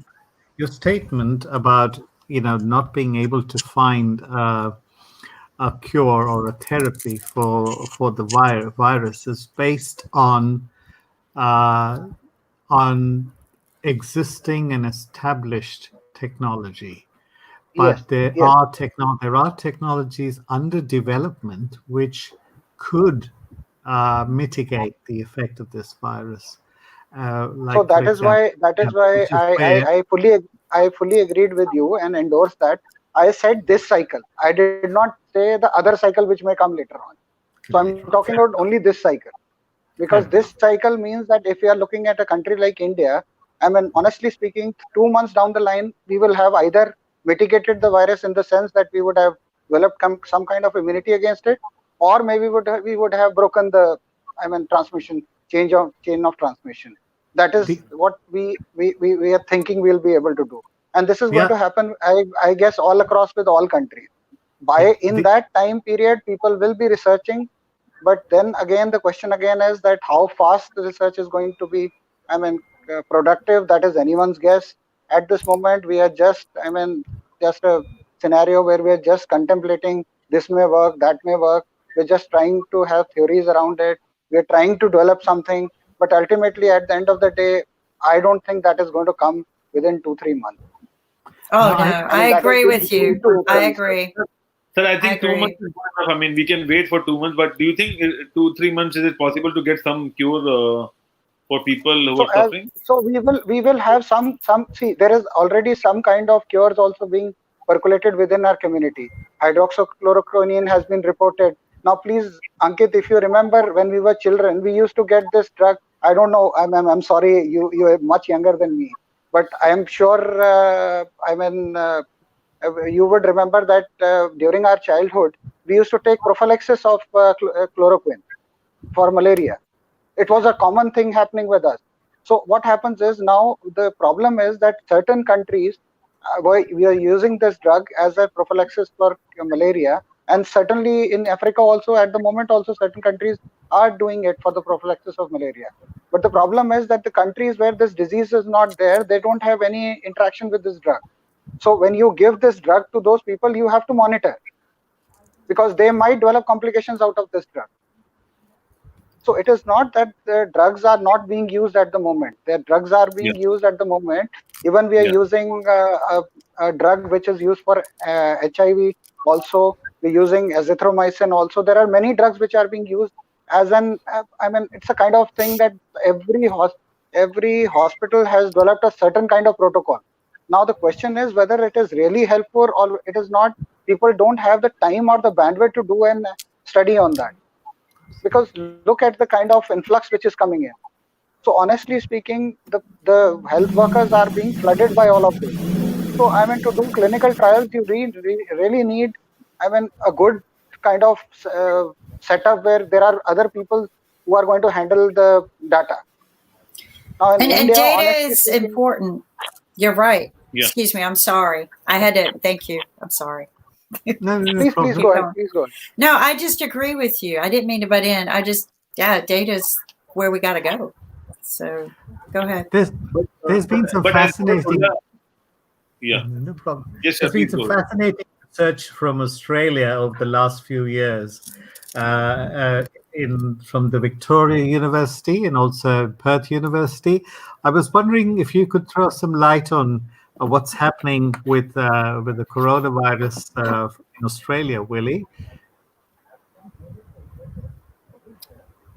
Willie, he's muted again. Hold on. Your mic's muted. Yes. There you go. He's always so polite. No, sorry, I haven't updated myself on the latest research. I've just been following the stats. I think Willie's following the quarantine mode right now, so he's. Yeah. So I've just been following the stats of what's been happening all around the country. Not so much the research that's been happening. So I'm really sorry I can't comment on that. No worries. So Rakesh, just out of curiosity, any Hong Kong being right there next to everything, what has been developing in that area? Do you have any word on that? We have a resurgence in the cases of coronavirus in the last week. I remember last week or a week ago, 10 days ago, I'd spoken and said they were pretty much on the way to recovery. But because of travelers moving in, we've had a resurgence of cases coming in. But as far as the economy is concerned, people are going about their lives. They're using the mask and being sensible. I don't really see anybody, attending parties and things like that. But the normal flows of people through supermarkets. There are no panic stations in the supermarkets, so it's hard to say. On one side, we know that there are more cases, but I don't see any effect on society or business as it stands now. So you were talking about travelers, bring them in. I know that the borders were somewhat tightened for a while there. Where are the travelers coming from? Mostly they're Hong Kong people returning from overseas. Okay. And then a few from mainland China, but even they usually monitored as they enter, but if they develop some sort of symptoms after that, that's when the trouble starts, because sometimes it's asymptomatic, as mentioned in this. So I'm just curious to know, are they quarantining these patients? I mean, the people who are coming from abroad? Is it a self-quarantine or is the government quarantining them? It is not self-quarantine. There's some cases the government quarantines them. They take them out of the place, they disinfect the place and put them into a hospital or a medical system where they are quarantined. But if somebody, I've not really come across the self-quarantine in Hong Kong. People just use masks all the time. If we leave the house without a mask, look at us. Basically, what I understand out of it is they're just doing the thermal screening and getting the people inside. In every restaurant, there's thermal screening. Not more than. No. I'm just asking about the airport. The people coming from outside back in. They're just doing the simple thermal screening and letting them in. They let them in, and they also expect them to wear masks. So masks are available, and even for elderly people, masks are given free. But I think most of the focus is on cleaning your hands and wearing a mask. And that seems to have worked. And I think with the sharp tracking of the people who develop the symptoms or who report that they have the symptoms, so far they've been able to contain it, but we don't know. This virus is a chimera, so nobody is an expert on this virus, really. No, and the thing is that it's been a ghost. Dr. Tula had shared that with us from the beginning. We don't know people are infected when they are infected. We do know that you're infected upon contact. Your symptoms usually do not show for 14 days, as we've been watching various scientists show us different videos about this. They could show sooner, but for the most part, you're about 14 days, according to the facts that we've seen. So how do you fight something like that? And then if a person shows a symptom, you're not confident yet whether it is COVID-19 or just the regular flu, so you have to have a test. Well, that test takes 10 days. And so in reality, and you could have been 24 days from the point of contact to knowing that you have COVID-19. So in those 14 days, you could have contaminated a lot of people. So it's been very hard to trace back something like this, whereas other viruses, generally speaking, you are contagious upon the time that you have a fever or some other symptoms. So Dr. Tula made a point of saying several weeks ago, which this has been very interesting for me to watch how this has transitioned just in our talks, and we can flash back and say, this is a ghost. You can't fight a ghost. You have to be prepared. And like we keep talking, wash your hands, good disciplines. But I still think social distancing, what they have been teaching us and facts and the scientists have said social distancing has been the best. In North Carolina, we're still a little behind the memos that come out. And but they have put at the stores shields for the cashiers. So the cashiers have a shield, so they're not as likely to be contaminated by the mass crowds that come in. I thought that was pretty smart. But then I see those people walk out of the shields and they go and talk to people. So they're, we're not being 100% smart. I see people walking into, that they will walk into stores with masks, but they're not being smart with the mask. They'll pull the mask down and start talking. So there's Dr. Tula has told us there's a right way, a wrong way of handling a mask. And if you do it wrong, you're just going to make yourself sick. So I think distancing, testing is going to be the only two ways we control this. And as Nick has keep saying, until we get a vaccine, we will never win this battle. I received a note from the Prince of Netherlands, who I consider high regards for. He's a very, very brilliant man, especially in the business world. And he calls this a monster. And we're going to have to unite and hunt it down and work together to stamp this monster out. But there's always going to be another one. So the conversation that we're having what are they doing? Kim, I'm sorry to interrupt you there. What is Holland doing? Because the same thing we all are. Same thing we are. And as he mentioned, don't look at. but they're fighting it just like we are. And as he had reported to me, don't trust all of those numbers. They're struggling. They don't have the sophisticated ICU amount of them that we do. So they're struggling just like everyone else, but very strict rules, you know. And he's not ready to come public yet. They're battling it with very strict rules of trying to contain it and find a solution just like everybody else. He is a very scientific promoter, innovator. Like you said, we're going to have to get innovated. And that's probably what he's trying to focus people on is to innovate and find solutions. But I think we need to do this globally. And that's the only way we're going to win it.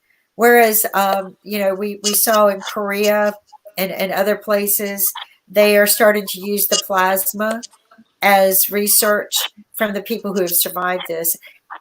We have learned in our history that's the way to find a vaccine of some kind. But he said the same thing. It's going to get worse. This is the worst monster he has ever dealt with. That's how he said it. This is the very worst they've ever had to deal with. No, I don't think anybody was prepared for it. But his answer is we're going to have to work together to hunt it down. And we're going to have to be aggressive.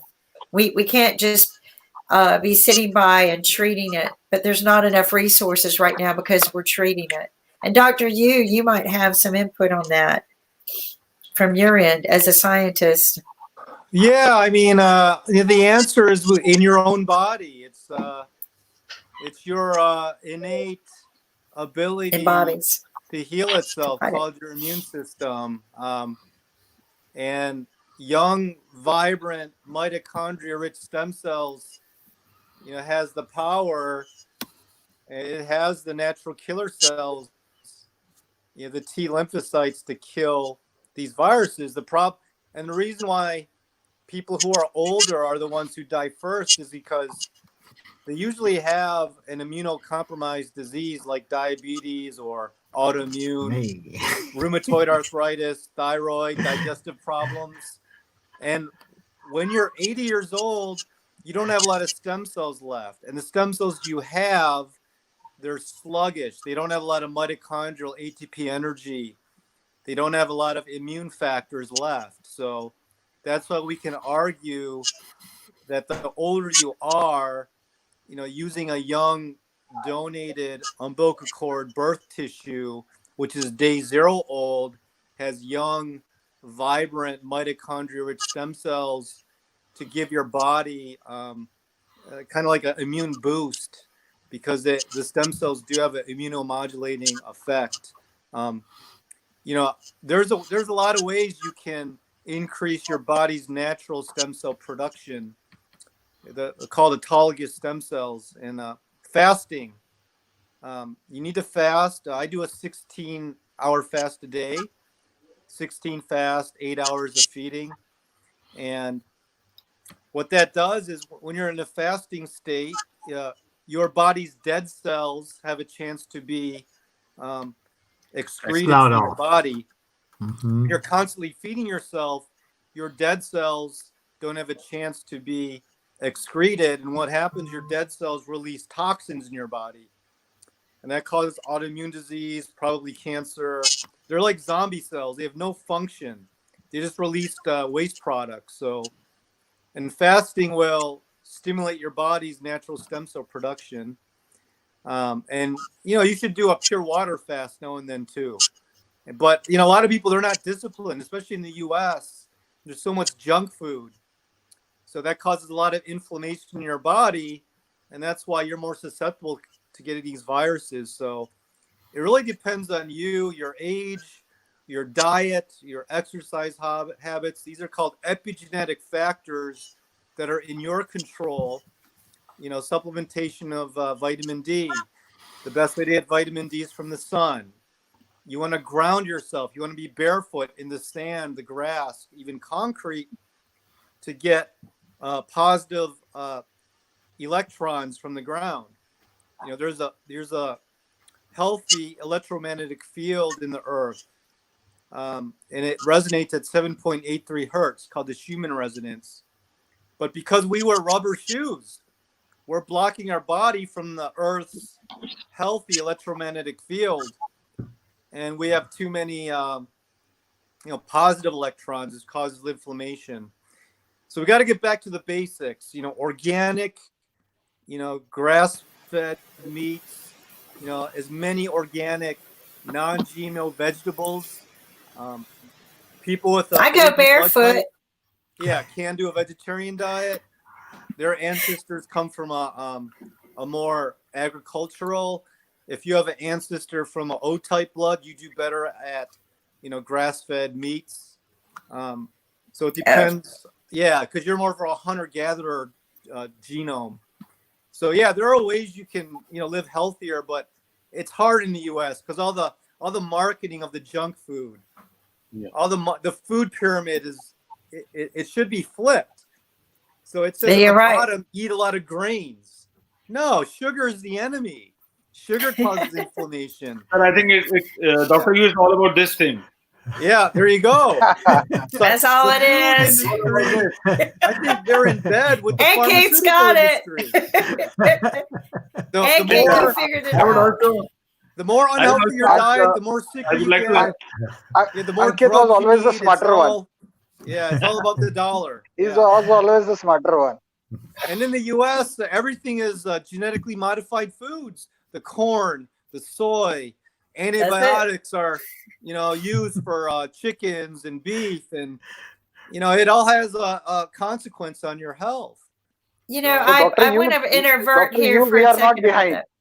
So second you, we are not behind. India's also on the same track only. Don't worry. The we are also Western coming near you only. is invading Europe and Asia, and now you're seeing all these lifestyle-related diseases because of McDonald's, Coca-Cola, and then Western What do I tell you guys? Don't let us in, don't I? Yeah. I say, don't let the American. I've been saying that from the beginning. We're dangerous. We have a lot of positive imbibes also from. See, all is not. Ultimately, cultures will be different, but we can take a lot of positives from you also. So I presume that Indians. So allopathic trained doctors they're more pharmaceutical minded. So if you have this diagnosis, you need this drug, and then they shun away these natural therapies. That's why they shun the stem cells. You get 0 hours of stem cell biology in medical school. Yes, they don't know about it. It's not their fault. Do you think we should permit the stem cell donation?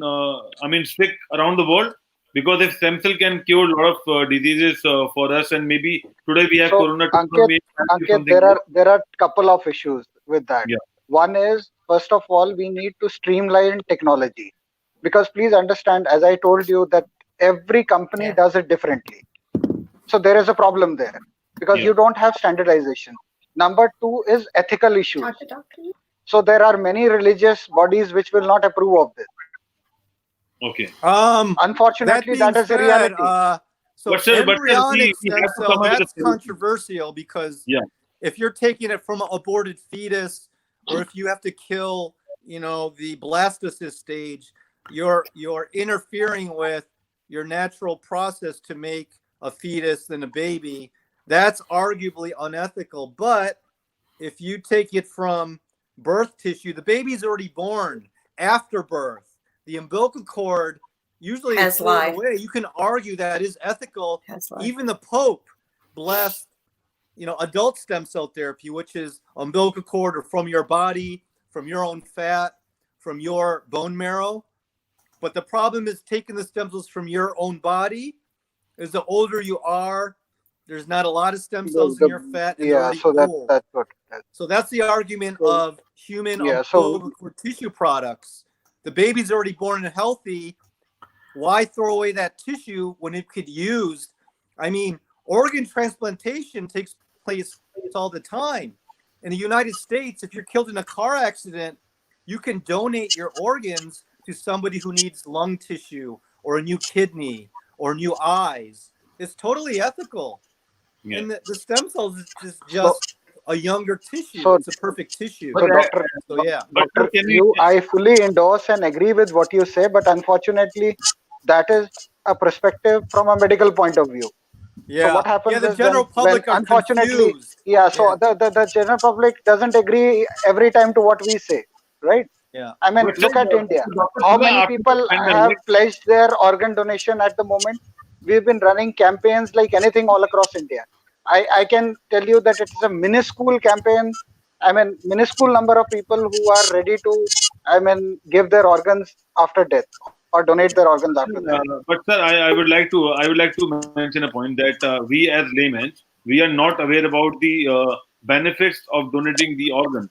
We know that eye donation, but generally people don't know, and there is not enough campaign we are running around.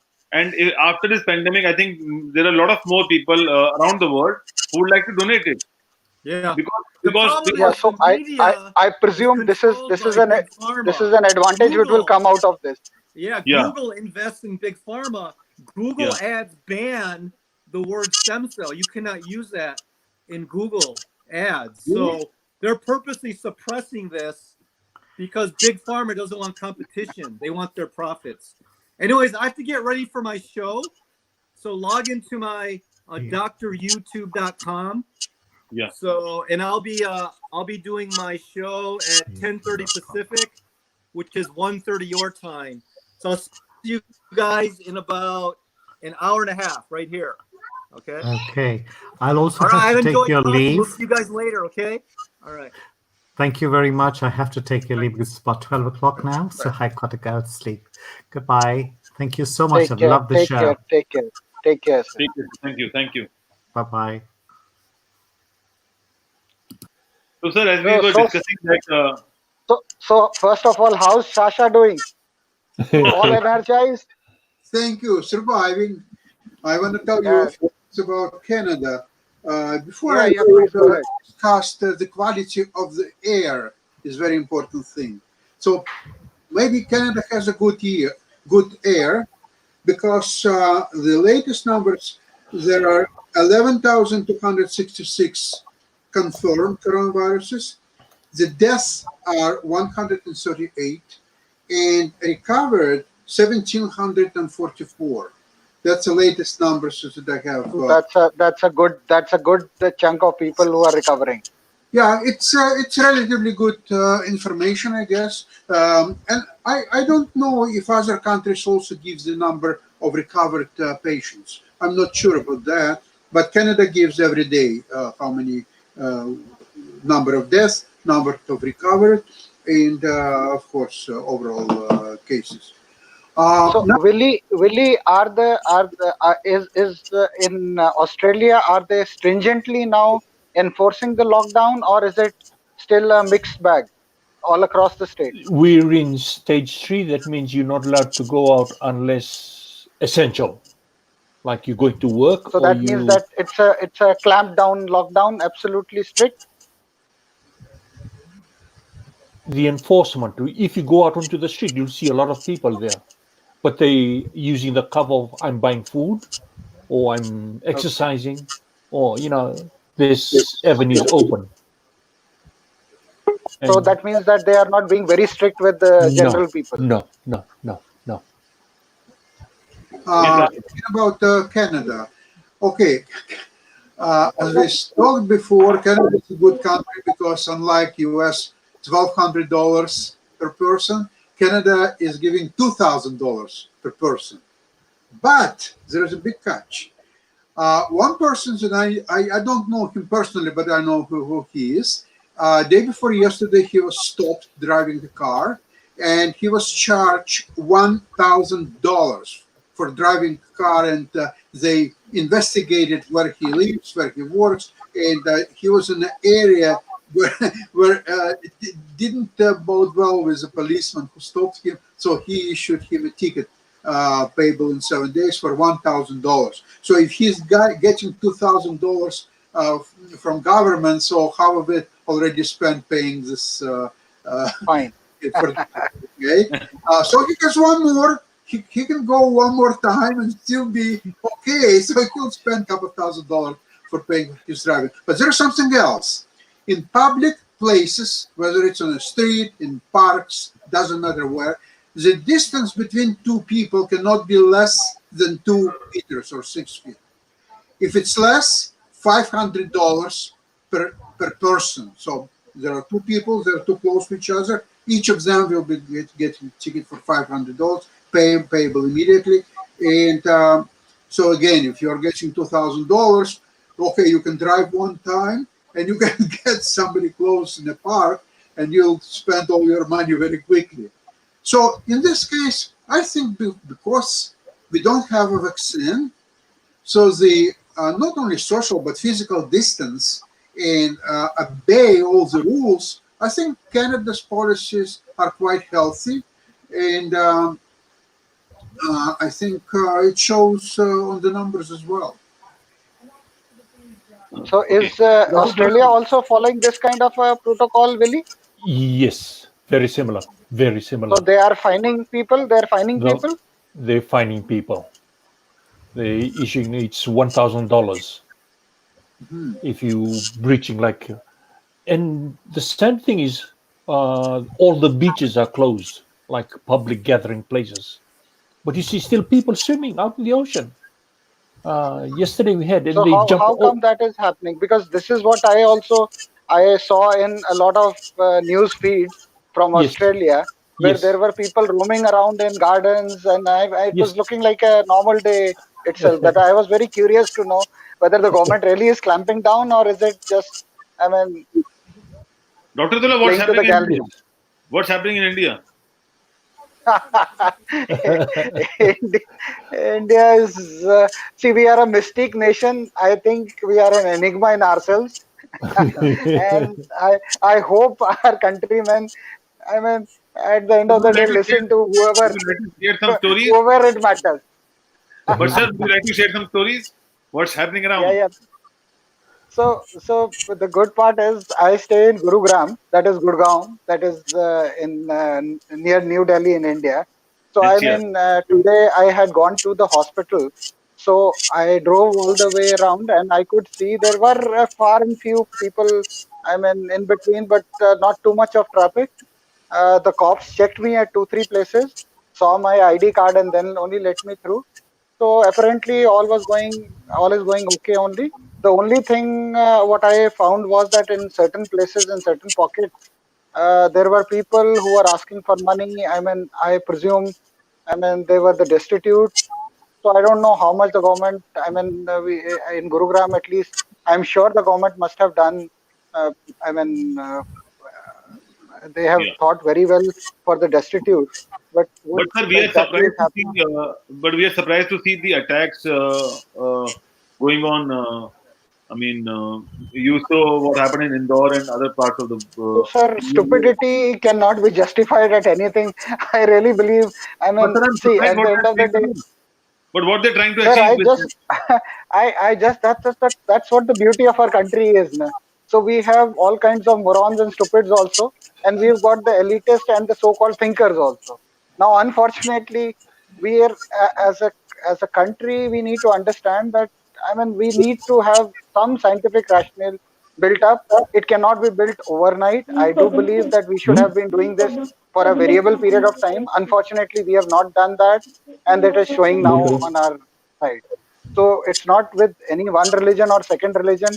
I presume that people who are the underprivileged or the downtrodden, they are the one who are getting petrified of everything.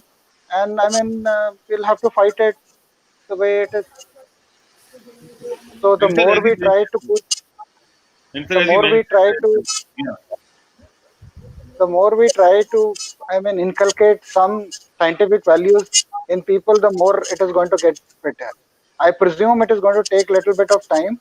As a country, I don't think we are doing that bad. Honestly speaking, it could have been far worse. I'm a positive person. I look at the positives, don't count the negatives. So I presume that we are doing decently okay. So we're not doing bad. I just hope that we continue to do this decently over a period of time. But sir, I am only skeptical of one thing, that at this moment we have a 21-day lockdown. If this lockdown gets extended, then I think we might have more issues. We might can survive more basically. So yeah, so we will have to, if the government is contemplating increasing the lockdown, then they will have to this time be very strict with people. Yeah, true. I presume they have given, even they have given, I mean, quite some time to the people for them to introspect, think, reason out everything. And I mean, that's the way it is. I don't think any government would have given more than that amount of time. Now, But if sir, they don't listen, then yeah, we will have to have an iron I plate. completely agree. My concern is that I'm very much concerned about the doctors who are treating the patients because they are the front runner and they are the god who are dealing with all kinds of situations because we are sitting at home. We are not out. So, doctors like so you are Ankit, going honestly speaking, this God analogy is too much. I don't ascribe to this God analogy because I believe everyone is a human. We need to be humans first to become God. No, no, sir. The God unfortunate part of us is that we've lost humanity as a human race only. So No, first, let us be humans, then we will become God. Right? No, I completely agree. God means they are trying to save life basically, and no one else can do it.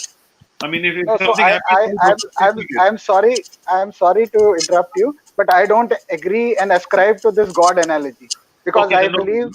that But we my should question, be good humans first. That is I the most understand. important thing, and that is what we should do. I I mean, completely agree. and But all of us, all of us are contributing. It is not yeah, only the doctors who are contributing. The true. healthcare workers include technicians, nurses. Nurses, unfortunately, always get. I mean, they get Yeah, bogged They're the down. They front don't get the line. limelight.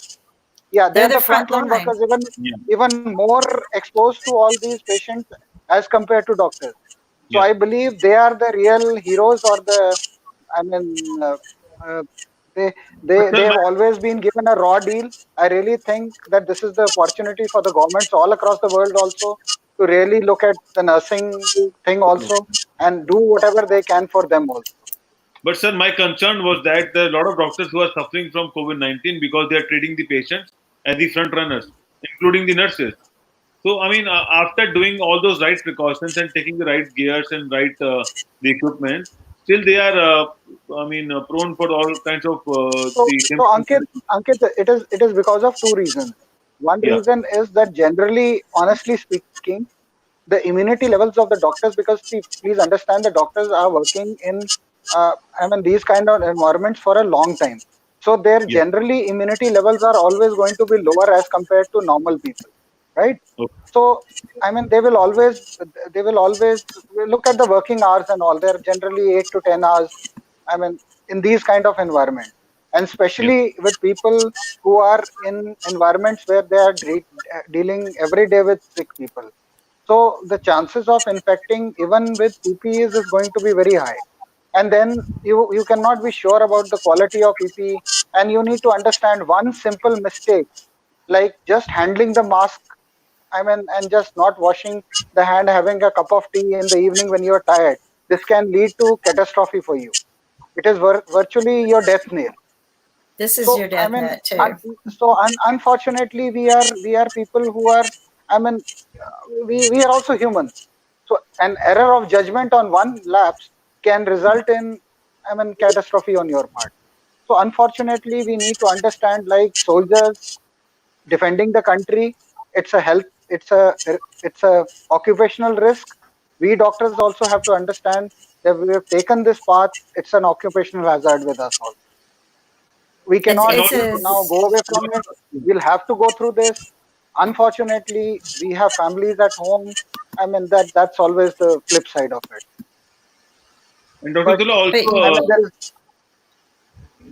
and also, I think that yeah, please. as you mentioned, that third world countries don't have that much of equipment and medically facilitated as compared to the developed countries. But do you So think Ankit, in this Ankit, pandemic, honestly speaking, even the I mean, the so-called more evolved countries are now struggling, because that is please what understand, that's what my question is. the, Yeah, the reason is that these PPEs are supposed to be only for specific conditions. Now, no one was anticipating this to happen, so everyone has been caught off guard on this. And I need to agree. think it over when this was happening in China. Unfortunately, they did not look at China because one, the information coming out of China was not very clear. And even if information was coming, we were turning our eyes the other way around and thinking that it will not happen to us. Won't happen to me. Yeah. Yeah. Wait, So, and you're right about the smaller countries and countries with limited resources, they are fighting much better than what the developed countries should do at this point of time. So because please understand, they know that they have limited resources and they have clamped these these lockdowns. So apparently it is only these lockdowns which are working for them on that segment, because they will never have the capacity to test like a country like a US or anything. Even if they have the number of kits which are supplied, still there is going to be a huge mammoth challenge for a country like us to get testing done all across. I don't think that is going to happen. I mean, honestly speaking, I'm not sounding pessimistic or being anti-national or something. What I'm trying to be is a rationalist. We need to understand that in a big country like India, testing each and every one, going from every nook to corner of the country, it is virtually impossible to do that. Certainly, I completely agree, basically. And I think overall cases which have reported are more than 1 million. I think 20% of them have been tested around the world. So that is the problem. That is the challenge. That everywhere in the world you are able to test, especially in the developing nations, though they are also struggling. I don't give them the benefit out in that. Look at the USA, supposedly to be the pinnacle of the world. Look how they are struggling. Exactly. And countries like in fact countries like Canada, which were more with the socialist kind of thinking, they are doing better off. If I'm not wrong, Kimberly, is that the case? Canada is doing better than you? I think everybody's doing better than us. Canada took the smart approach and they actually locked down. They locked down international flights. I remember when Sasha shared with us that the last flight from America just came in today, and I go, well, we haven't even done that. I don't think you told us about that, And I spoke with some very people in that who control that. And what scares me is that I'm getting the news that even our air controllers are getting COVID-19, that it has spread through the airports, and people that we rely on for our travel are sick with COVID-19 now. So nobody was prepared. Nobody thought that this could happen to them because they felt like that their lives were buffered in their bubble. And this is the way we've lived for years. It can't touch me. I'm an American. Well, it's attacking us. I've got a video of a nurse here who's sharing her horrid stories. Here, people, please stay home. If my story isn't enough for you to stay home, there's something wrong. She's crying. I'd like to share the story of a doctor. So he's sharing this story as a junior doctor. This is my COVID-19 vlog. So now I'm going to get out of my Canadian tuxedo, get changed into some scrubs. I'll see you guys later. Very important too that we clean these bad boys because they're going to be put on every single patient chest that we see. We're seeing a lot of preparation, and before I'm getting a mask fitted, there's any high-risk patients too. I'll try and record that. That might be. I saw some people having it done. It looked a bit bizarre, like they were about to be a beekeeper or something. Personally, as a junior, we have very general medical training, but I don't feel personally that I deal with something like this. But I'm sure as things progress, my training will increase and my knowledge and experience will increase as well. Anyway, so I'm off to the shops now to see how apocalyptic the panic buying is. As I say, I need to get a nice shave done. No Nurofen or paracetamol. Great. Okay, if you want gravy and vinegar, you're all right. If you want pasta, no pasta for anyone. I've got this really itchy face that I can't help almost touching. But anyway, ready for another shift in the emergency department. I think it'll be much the same as yesterday, actually. I'm nice, clean shaven, almost touched my face again there. So we're just going to taste test you to see if we can then fit mask test. Okay, cool. Okay. Why is it called a fit mask? Is it because I'm tested on fit or not? Yeah, exactly. I think you might fail on this one. Right, just tell us when you start to taste it, all right? It tastes really. Under self-paracetamol. It does. It's medicinal taste. I'm not face up. I'm trying to. Don't do it the fit test. I failed the fit test because my face is too small. Okay. Great. How long does it take? 7 minutes. 7 minutes. Right, now you need to be turning your head from side to side continually, please. Oh, you need to shave a bit closer. What? You've got a bit of stuff on coming through there. I shaved today. Do you taste anything? I'm surprised because I thought your face would be too small. No. It's got a very manly face. So don't be slagging off the face before you actually know. The old mask fitting was a bit of a funny saga earlier, wasn't it? They allowed me to keep the mask. You can't use it again. They're kind of single use. You realise we're going to go through an awful lot of these. I think in just the normal kind of surgical masks, not these, we went through, I think, 9 boxes yesterday, just in one day, which is a crazy amount. People are obviously anxious, but it's not stopping people doing their job. And actually, some of the camaraderie is as strong as ever, really. So that was a story about a doctor from, and that's what he said that, I mean, it's difficult for him also to buy groceries and to look for the mask. And I think Dr. Tola would agree that doctors are using, I think, a couple of masks a day, and that is what the shortage is. So in hospitals, yes, there is an acute shortage, at least for the N95 mask. So Indians, as you know, are innovative. So we're trying to ETO the mask, autoclave the masks, and do all kinds of whatever we can to try and, I mean, reuse them. And honestly speaking, ETO is a very good device for this use. So it will disinfect the mask completely. The only thing is that these are the only options at the moment till the deluge of masks comes, and which the government is already saying that they are trying inside out. It will take time. Ankit, it is going to take time. It's not going to be that easy. And But, I'm sure Dr. Saggu will also agree. Yeah. But sir, I was reading about the Italians and the Spanish doctors. They have to use the same gears again and again. I think, is that the case? That's why they have the symptoms coming, and the virus is going inside the body.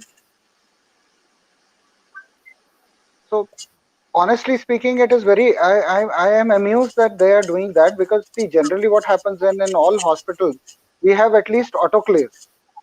Yeah. So at least they can, the minimum they can do is to get these equipment, the PPE washed and autoclaved. I do acknowledge that if they are disposable PPEs, autoclaving may not be a great option, but there is what is known as an ETO sterilization. If that is there, I'm sure in the medical colleges or the bigger hospitals, that must be there. So maybe they're not thinking it that way. No, They can resend these equipment to those facilities where they can do an ETO sterilization, and then it may not disintegrate. No, but Autoclave may, yeah, autoclaving may hamper the quality of the product, but the ETO will not. But The only problem is, only problem I think is that, see, these countries, they sternly agree to what the adherence of a product is. If the product says it is non-reusable, they will not reuse it. But sir, a lot of doctors, what they're doing is they're using the garbage bag as the cover production. And so I'm talking about those gears which they are using on additional on top of the gears what they have. I'm talking about the mask. I'm talking about the hats. I'm talking about the gloves. I'm talking about the specs or the body cover they are using. Is that also prone for all these things? Because they also go out. They also buy groceries. They also do all kind of stuff what we do apart from treating the COVID patients. So honestly speaking, see, if they are not COVID positive, I don't think there's a problem. If they Yeah. are COVID positive, then definitely there is a problem, and that is there for anyone and everyone. Now the only problem, I mean, honestly speaking, I think all of the governments all across, where the doctors, the nurses, or the lab people, whoever is treating or is in contact with these COVID patients, they're generally ensuring that they are staying within the facility, or they are provided with some stay, I mean, arrangements for them, and even their fooding and lodging is taken care of. I think all of the nations are doing that. Dr. Sagu would like to enlighten us if that is happening in India also. Dr. Sagu, you have to unmic your mic. I mean, we can't hear you. Unmute the mic. Yeah. Yes. Yeah, rightly said, Dr. Tula. I fully agree with Dr. Tula that yes, now we are having a lot of shortage of the PPEs and the mask and everything. But yes, we can reuse all these things, but by ETO. If we sterilize this with ETO, then definitely we are preserving the quality. We are not hampering any safety given by the PPEs. So we can reuse all these products if the shortage is there. Plus, these are the clear-cut guidelines to all the healthcares working in high-volume COVID centers, where the positive patients are on the higher side, or they are dealing with the positive patients. All those healthcare workers, whether they're the doctors, the nurses, paramedical staff, or anybody, they are being isolated. They are not allowed to go to your homes. We have seen the picture circulating 2 days back. Then one doctor, he went to the house and he's looking at the children from a distance, and then going after taking tea, going back. So in Delhi, what the arrangements has been done by the Delhi government, they have taken some 5-star hotels, like Lilith Hotel has been taken up for the stay of the hospital staff, for the doctors. So they're taking care of everything over there, and it is good also if you are dealing with all these type of the patients. Then it is recommended you also should be under quarantine. So they're isolating all those health professionals. And Dr. I am presuming that this must be happening all across the globe. I'm sure in US and all also it must be happening, sir. It cannot happen that I'm sure this must be happening. Kim, do you have any idea in the US? Are they doing that with the doctors? Because you seem to be the most carefree people on this earth at the moment. No, just kidding. Just kidding. Don't take it very seriously. Kim, unmute the mic.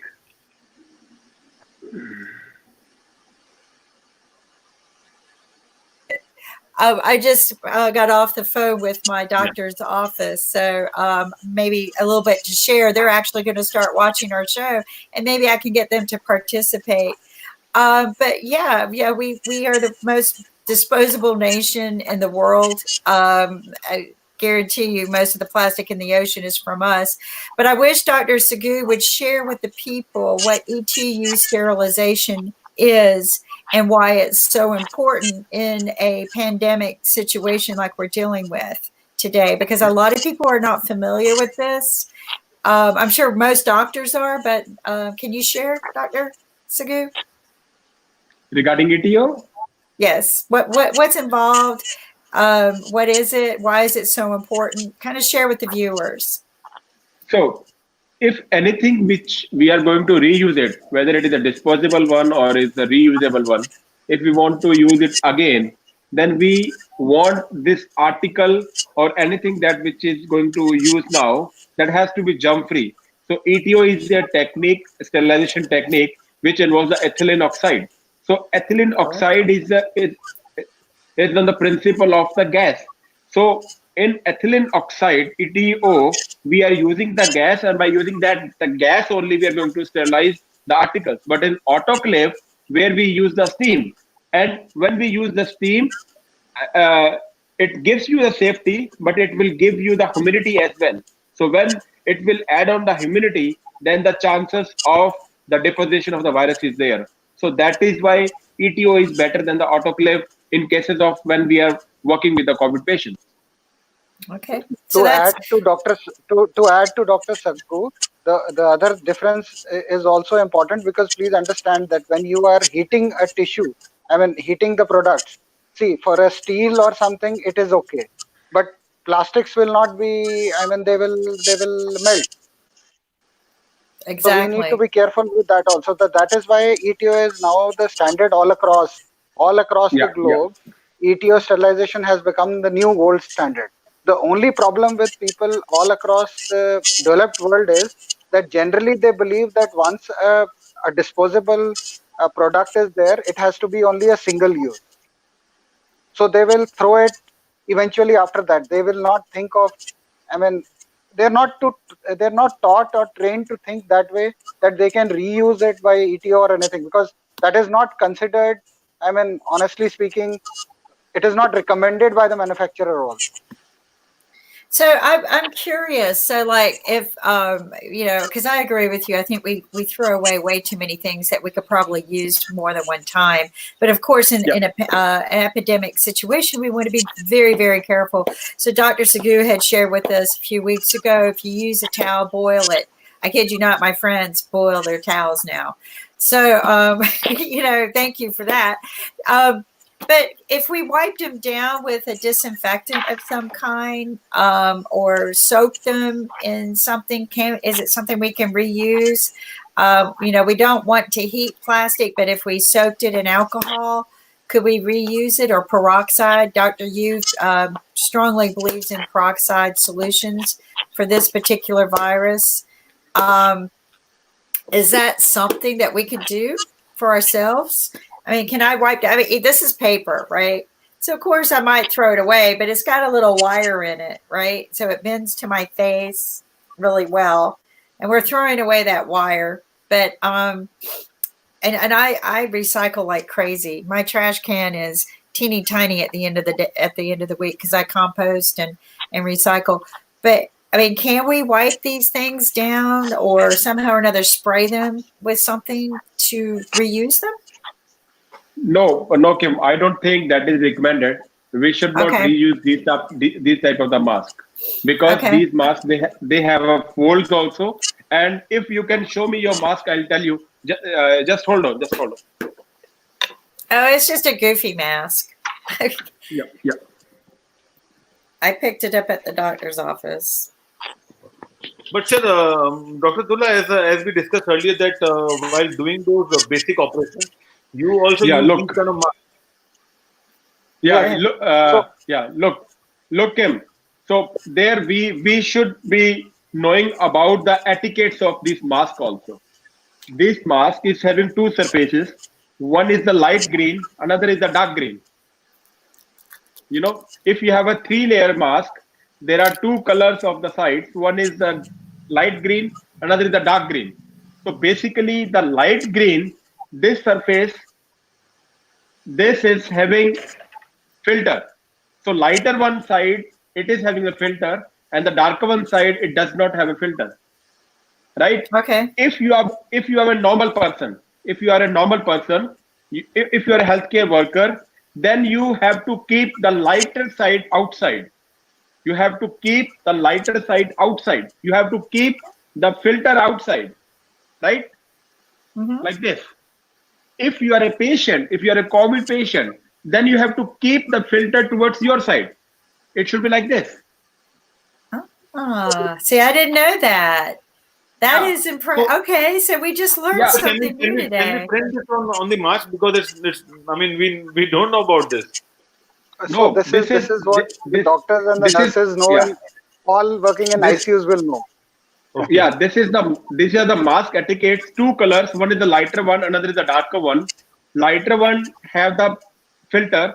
So if you are a healthcare worker, you are normal, you are not infected, then you have to keep lighter outside. You have to filter outside.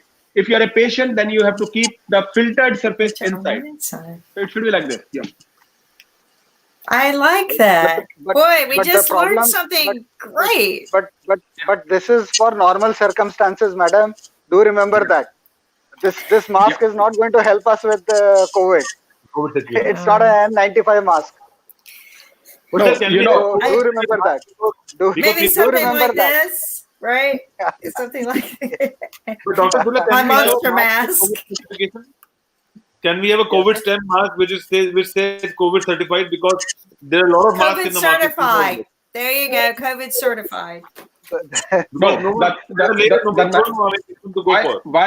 why this N95 is N95? Why the name of N95 is N95? Because it filters 95% of the germs which are less than 0.1 micron.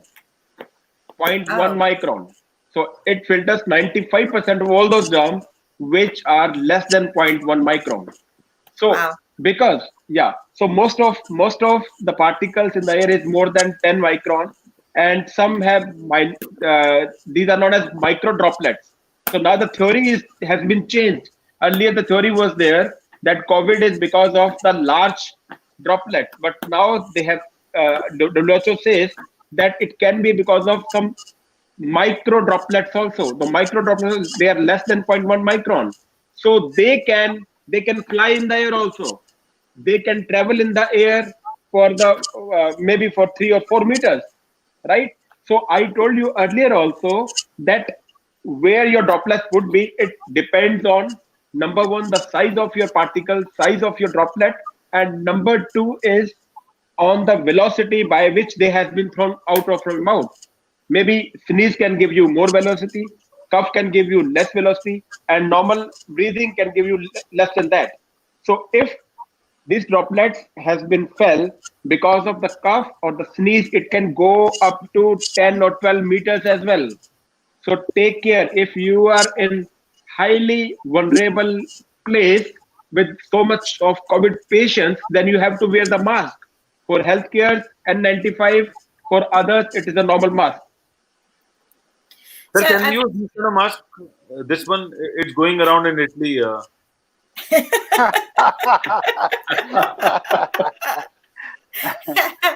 We're gonna have so a the fashion Italians will, show. I mean, they will. Yeah. So the Italians will. I mean, despite this, also they are not going to learn. Yeah. And what about this one? There you go. There you go.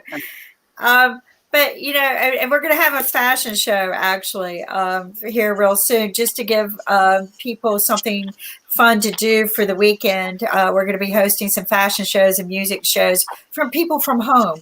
So we're telling people instead of doing the runway and everybody gathers, we're going to be doing the fashion show where people do the fashion at home.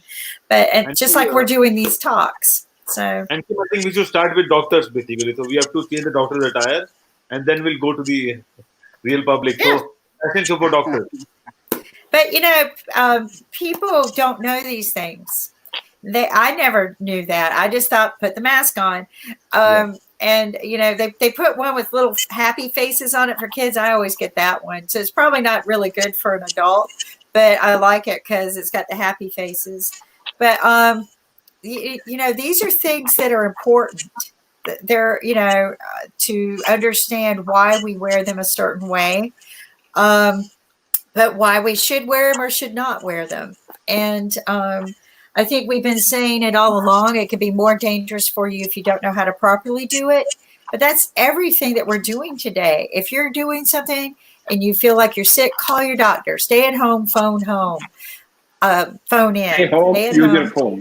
Yeah, stay at home, use your phone. I'm a little tired today, but we need to do these practices and disciplines, because this is just the beginning. We're still at the very beginning of this epidemic. We're not going to see the flat line for weeks because we didn't heed the warnings that was happening in China. We weren't heeding the warnings when it happened to Italy. We were still laughing about it, and now we're like, okay, this is serious. But like Dr. Tula kept telling us, and Dr. Sagu, this is a ghost. We're fighting a ghost, and you can't fight a ghost. If you don't know what it is, you can't stop it. So now the word is out. Unfortunately, even over the weekend, people were still hearing that, you know, or maybe they tuned out the new news, but warmer weather is safer, and it's not. But everybody was leaving New York to go to Miami during shutdown. So we have this heavy highway of people driving. There's no more beds in New York. There's no more beds in other places. Dr. Yoo was even mentioning, that we're bringing in the naval units, but not necessarily to be treating the pandemic, but to treat the people who need daily treatments, the people who require help monthly, because you still need your treatment so that you don't die from whatever disease you're trying to survive from as well. There are people who need chemo. There are people who need, test kits or, dialysis, which, I'm sure Ankit would understand this. They still need to go to their treatments, but now it's scary because somebody might go into their treatment with the disease. So how am I going to know I'm safe? So another thing, women are still having babies at the hospitals, right? So we got to be careful. Thank you so much. I would like to share the story that a German mayor infected himself with the coronavirus on a purpose. As I mentioned earlier, Berlin district mayor Stefan von Dezel said the bug was worse than he had imagined. And Dr. Sagu and Dr. Zula, do you have any story about that? Because he did it to work on an antidote, basically. And that is what he offered to the government back in Germany. So it says that a 53-year-old defendant has action which goes against the recommendation of the health experts across the globe by saying that he saw his illness as a contribution towards the long-term goal of flattening the curve of the infection. No, I didn't hear about him. So we did not heard anything about that, and most probably, even if he has done that, it must be in a very, restricted, site where they must be working offhand for some, remedy out of this virus. Because apparently these kind of stories, we will be hearing a lot of these stories coming up from all across the globe at the moment. Unfortunately, as I am telling you again and again, treatment is not very near at the moment. It is going to take time. And there will be lots of conspiracy theories, this theory, that theory. See, as we have grown very attached to each other over a period of time because of technology, unfortunately, rumors and these so-called treatments, ideologues will also travel faster than what they should be. So there's always going to be that chance. Very difficult at this moment too. Actually, now I read about this, that he has infected because his partner was infected and he don't want to be quarantined 14 days from the partner, and plus he was not aware of the severity of the disease, and he actually infected himself just to develop some immunity against that, so that he should not be infected later in the future. So this is not the true which we have seen. Let me give you example of China. What China did on, I think, 23rd of January, they did a lockdown, complete lockdown of Hubei, Wuhan, everywhere, and I think till 30th of February they got a peak of their bell-shaped curve. They got the peak on 30th of Feb, and after that they start flattening their curve, and till 31st of March. So from 20th to 24th March, there was not even a single patient infected found in Hubei. So on 25th March, they lifted up the lockdown. They started their normal life. They opened their schools. They opened even the airlines border also. They opened everything there, malls, cinema halls, everything. But not in Wuhan. Wuhan, they are going to lift on 8th of April. So when after 25th March, when on 25th March they lifted up, and 2 days there was no infected patient, but after 3 days, now they found 1,541 new patients. You know, and all those new patients, they say that this is a different coronavirus as compared to the earlier. So we know that COVID-19 was a mutated gene virus. There was mutation in the gene in the mRNA from the previous coronavirus family like SARS and MERS. So it was already a mutated, and in mutated, there is a again mutation happened, and this is the new strain which is coming. Now, the second wave, which has started already in China, this may be a new strain, and this is a riskier than the previous one, because this virus, this strain, whichever is coming in the second wave, it is not giving the symptoms. Earlier was better because the patients were getting the symptoms, but now the patients, they are asymptomatic, they are infecting the other. The immunity which they developed from the earlier coronavirus, now that is not helping them.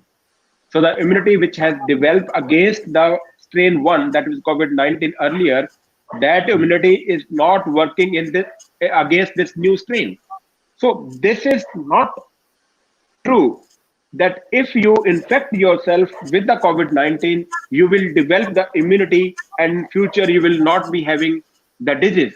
You may have disease because there are n number of strains are there in the air of coronavirus now. There is a slight mutation.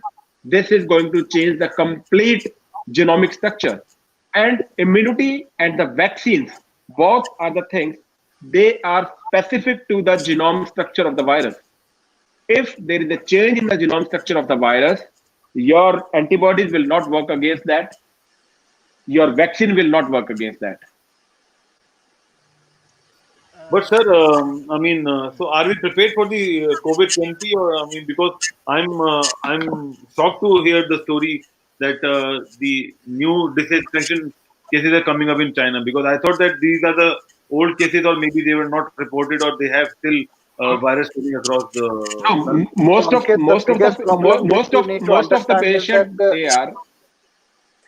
the patients they are coming from outside into China now, because all of the Chinese citizens, they are sitting outside because they have opened up the borders, and now the patients, they are coming back to China.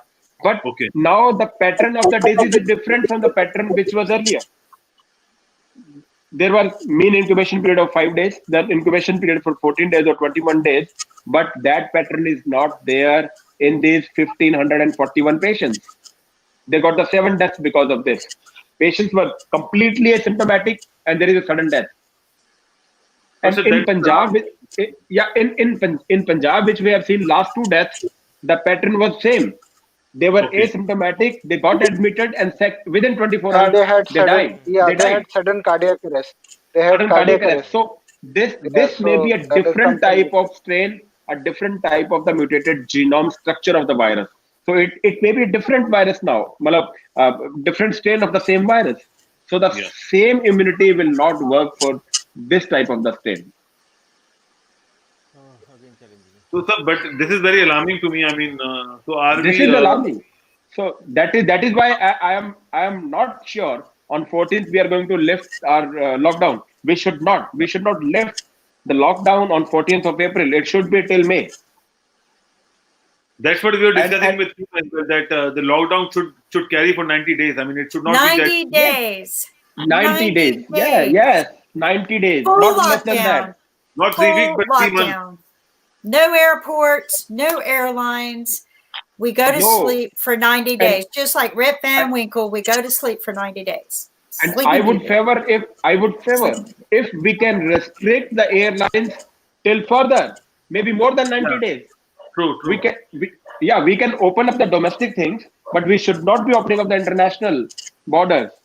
And domestic has to be for 90 days. But sir, I think 90 days should be strict for the lockdown, and then we have to slowly open up the space. Slowly open up the business. And we still have to deliver products. We need medical. So I would just like to take your leave. Unfortunately, there's a little bit of things coming up. Dr. And Ankit, I came. Thank you very much. Thank you, Dr. Sagu. Thank you, Mohammed, and thank you, Sasha. Thank you. So I will not be available for the next two days because I will be driving down to Chandigarh and then maybe join with you back on Monday. Sure, sir. Be safe. I'll get my kids back. So I'll just get my kids back. Stay safe. Thank you, sir. Be Thank safe. you very much. Be safe. All right. Thank you. I just want to inform to the IBM right now board that today air cargo resumed for the export products, and I think it is a need of the hour because see, India is the main country in the world who are supplying approximately the 20% of the global demand, and because right now US is a big hit especially, and then US actually getting the 40% medicine from India, so it's a good news for the American, and it's good news for the global community, and it's a need of the hour as well because see, corona is a challenge, but apart from corona we are in need of the essential medicine across the world. And I just want to thank IBM especially because on 30th of March, IBM has raised this issue because India is a pharmacy of the world, and right now there is no supply of medicine to the global community. So on 31st of March, there was video conferencing meeting with the ambassadors, all the countries in India with the Narendra Modi ji, the Prime Minister of India, and on 1st of April, all the manufacturers of medicine started manufacturing on the 1st, and it's very good news. And on today, on the 3rd of April, air cargo started, means now India is ready to supply the medicine across the world. It is very, very good news because most of the people were very scary regarding the shortage of medicine. And today there was discussion on the 26 restricted product as well. Hopefully we will be resuming back very soon. It's very healthy news. Yes. That's a good. No, that's very good advice. Mohammed, yeah. Thank you for that update. Thank you. Yeah. Mohammed, we were also got to know that there are a lot of short supplies in Europe in terms of basic medicines like paracetamol and other necessary drugs. Yes, yes, yes. This is very because see, I have very good association in the UK also. There was a huge shortage of paracetamol, and paracetamol. See, paracetamol is the only medicine in the world which is completely safe and need of the hour for the fever. So it's a good news right now. So wherever I got so many mail and the letters from the drug controller general that they require medicine without registration right now because they are having the huge shortage. And thanks to the IBM TV and thanks to the Narendra Modi ji and the Prime Minister, President of US as well, and the all leaders, they talked about on that, and now the medicine would be at their own place. So there is no worry, there is no who and cry for the medicine. So right now everything is resumed. It's very, very good news. That's good to hear. Thank you. And do you have any stories from London through your brother? I mean, he is self-quarantined as of now. So how is he doing, and how is the situation in London?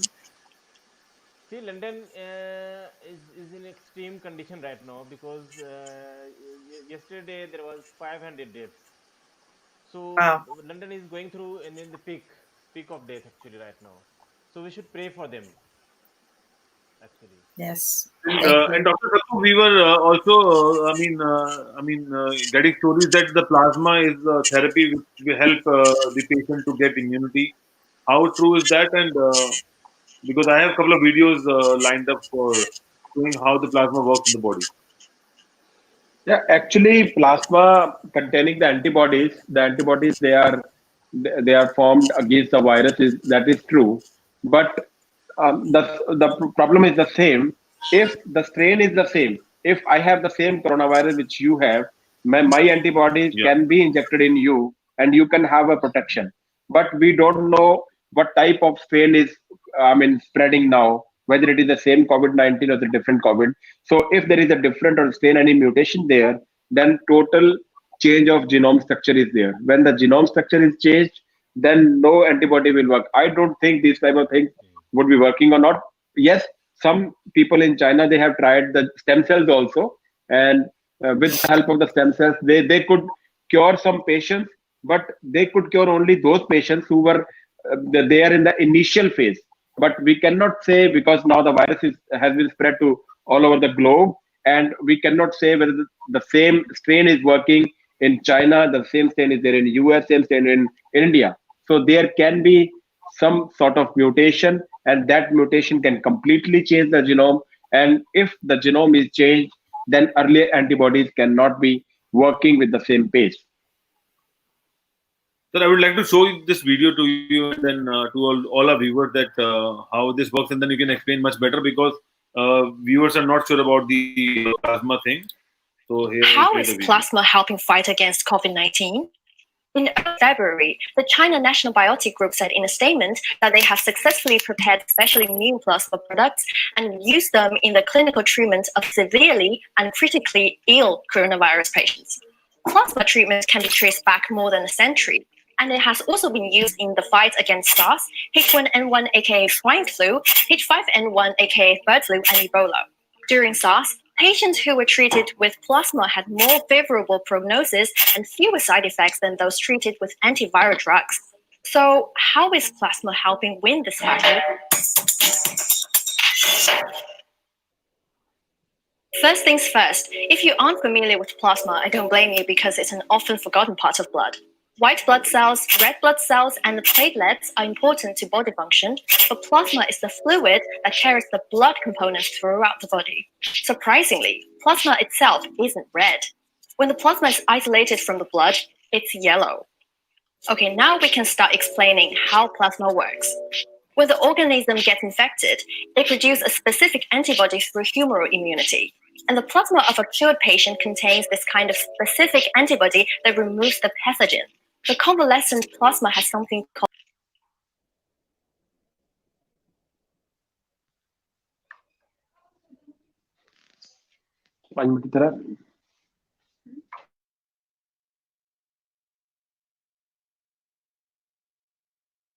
the antiviral plasma is the enemy of the novel coronavirus. When there's no vaccine or specific medicine already in place, the antiviral plasma becomes the treatment.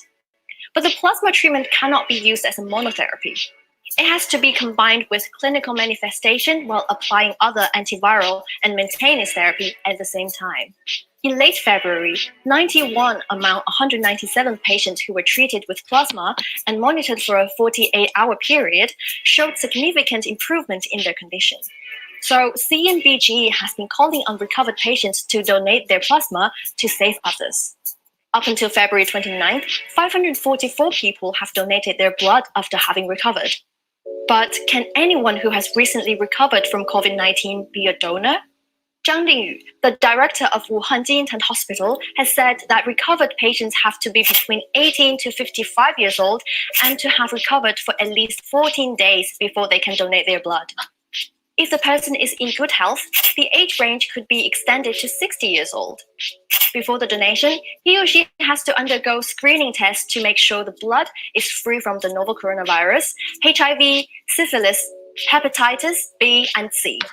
I'm sure now you're asking yourself, isn't this treatment risky? I mean, which isn't? You are infused with someone else's plasma, so of course there may be uncertain rejections or allergic reactions which can lead to acute respiratory distress syndrome and multiple organ failure. This is the biggest risk with this treatment. However, like I said at the very beginning, this treatment is for those severely and critically ill patients. So if you don't use the plasma treatment, the chance for survival is extremely low. But on the contrary, you may live and be healthy again, despite the risks.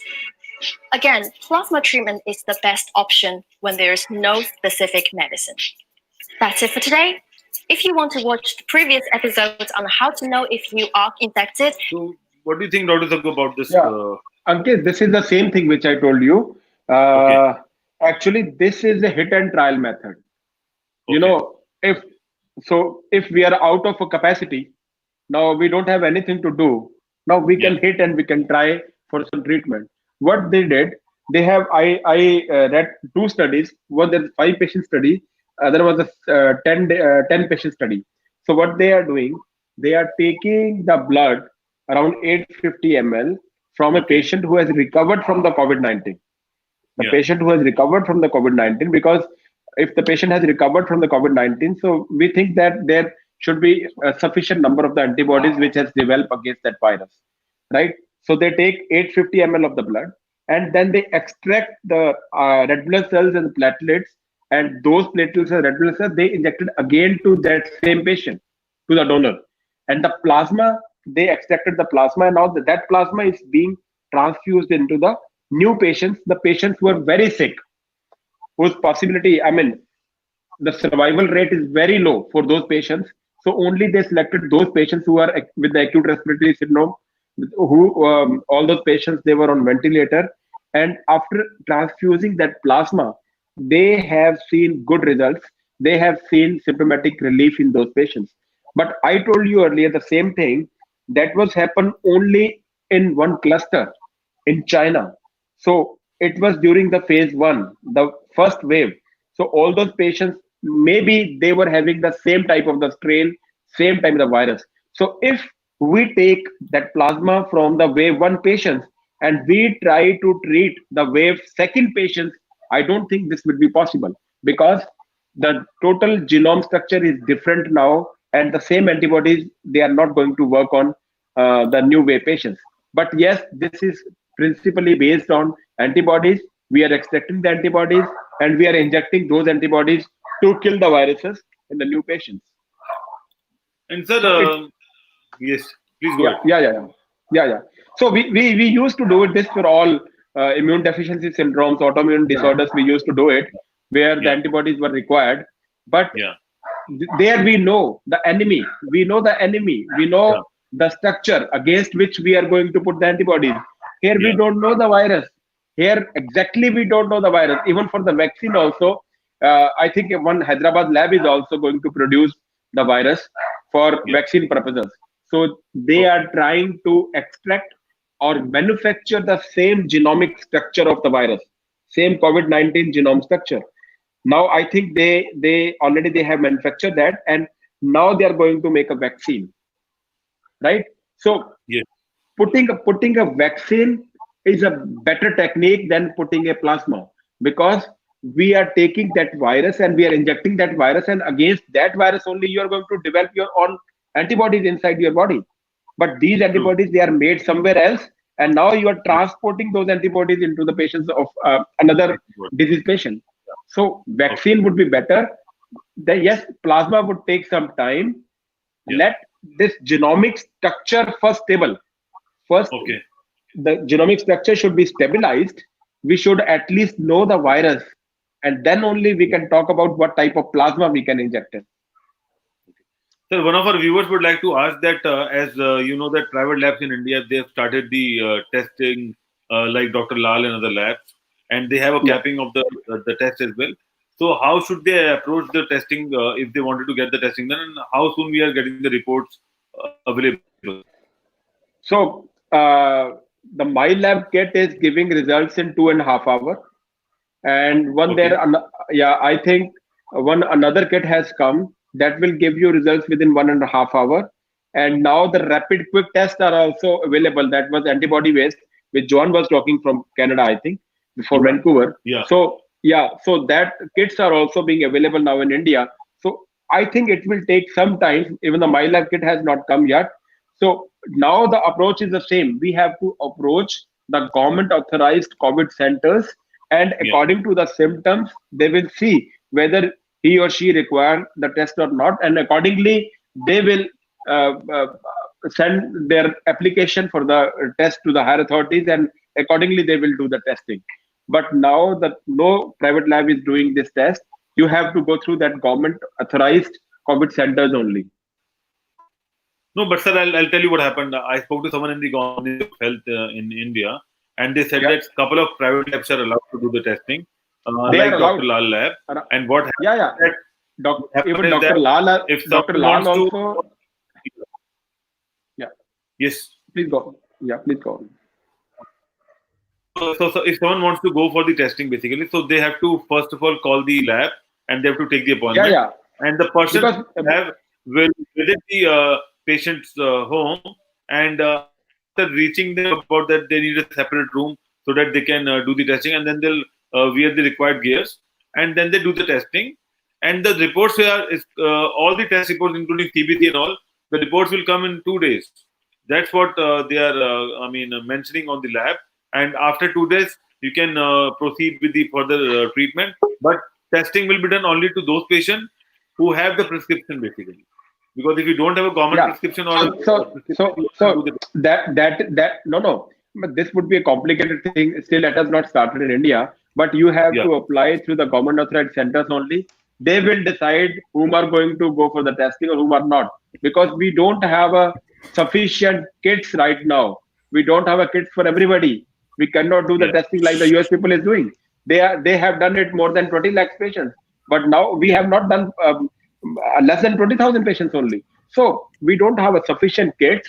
This is not an over-the-counter test now. Maybe in future we will get the over-the-counter test in India, but right now it is not like there. We have to go through the proper channel. They will screen us, and after the screening, if they feel that the particular patient needs the testing, then only they will send for the testing. Even all the patient has not been tested, which has been evacuated from the Marcus. Yeah, they all, even 2,300 patients, they need the testing. We have not done for all 2,300 patients. So we are short of the kits. So maybe in the future, definitely we are going to have a kit, and then we can test for all those patients, and you can procure it through the private labs. Okay. So Nick, Nick. You know what happened? Dr. Sagoo shared one more news from China that the COVID-19 is becoming COVID-19 2.0, and they have different symptoms. And that is what we are fighting against. So we are growing. We are still not united. Yeah, I was actually listening to this before I got on. So the thing is, I was listening to the clip, and Dr. Sagoo's very sage problem with the plasma that, it might not work, because the genomes are different and the people are different. So I thought that was, that's a bit of a problem.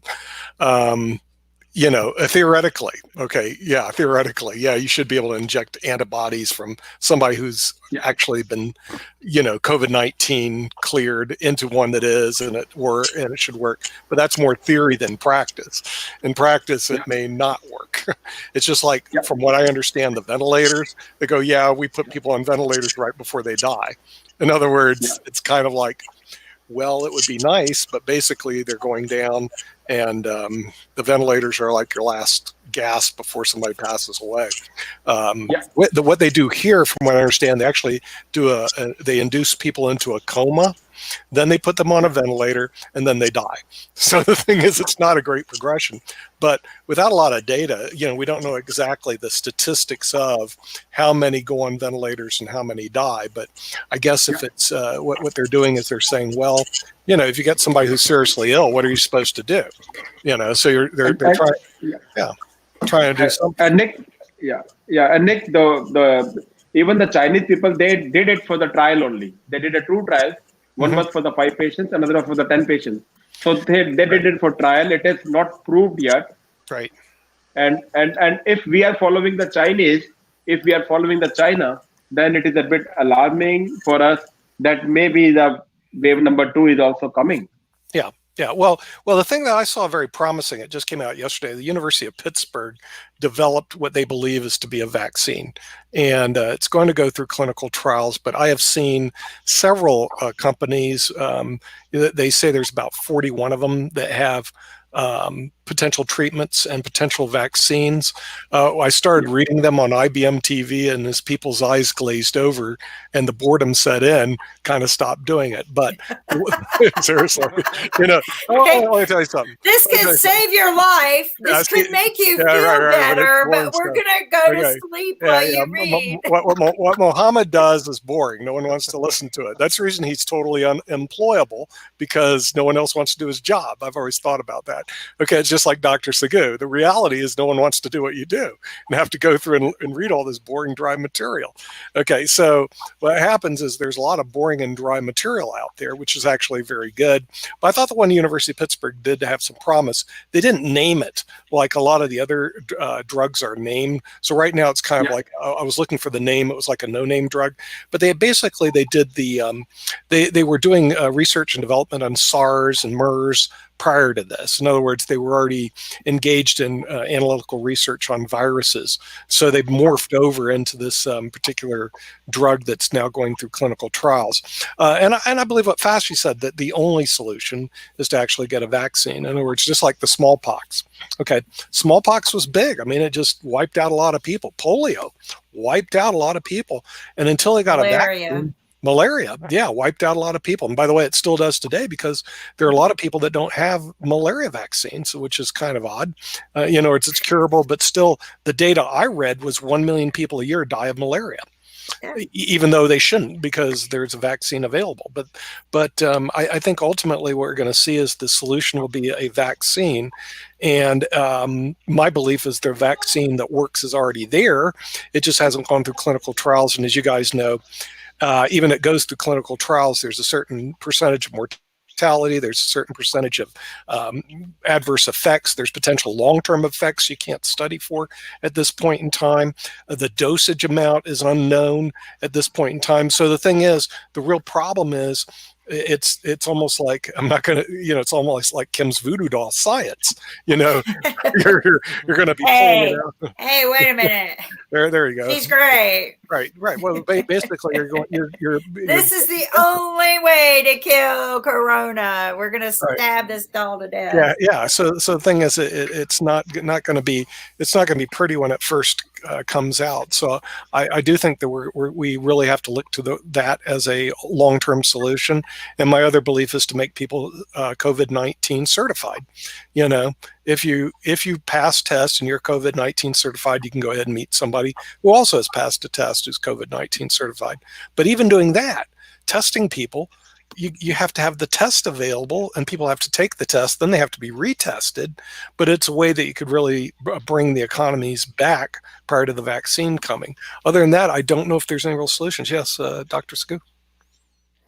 Yeah, Nick, there are only 3 ways to develop the vaccine. Number 1, you have to make a deactivated virus. Number 2, you can make a mRNA, or number 3, you can make a glycoprotein, which is particularly there at the spikes of the virus. So there are only 3 ways to make any type of the vaccine. But mRNA vaccines, we are not preferring in any virus. mRNA has not been preferred method. So whatsoever in the world, whosoever the company is working on the vaccine, they are just working on making a deactivated virus or making a glycoprotein, which can be injected into the patient, and the patient can develop the antibodies against that virus. So these are the only 2 methods now, and any of this method takes around 9 months to 12 months. They need to have a 3 months for the development of that material, whether it is a deactivated virus or glycoprotein, or they need around 6-7 months for the clinical trials. Yeah. Well, I guess I can't see a short-term solution right now, but frankly, I can't see anything right now that is going to help us out. Short term is the same as the plasma. You can inject the plasma because you have a ready-made antibodies. But I think US people will not do that, because before the clinical trials, the US will not inject or transfuse those type of the plasma. But China can do it, India can do it, Asians can do it. Yeah.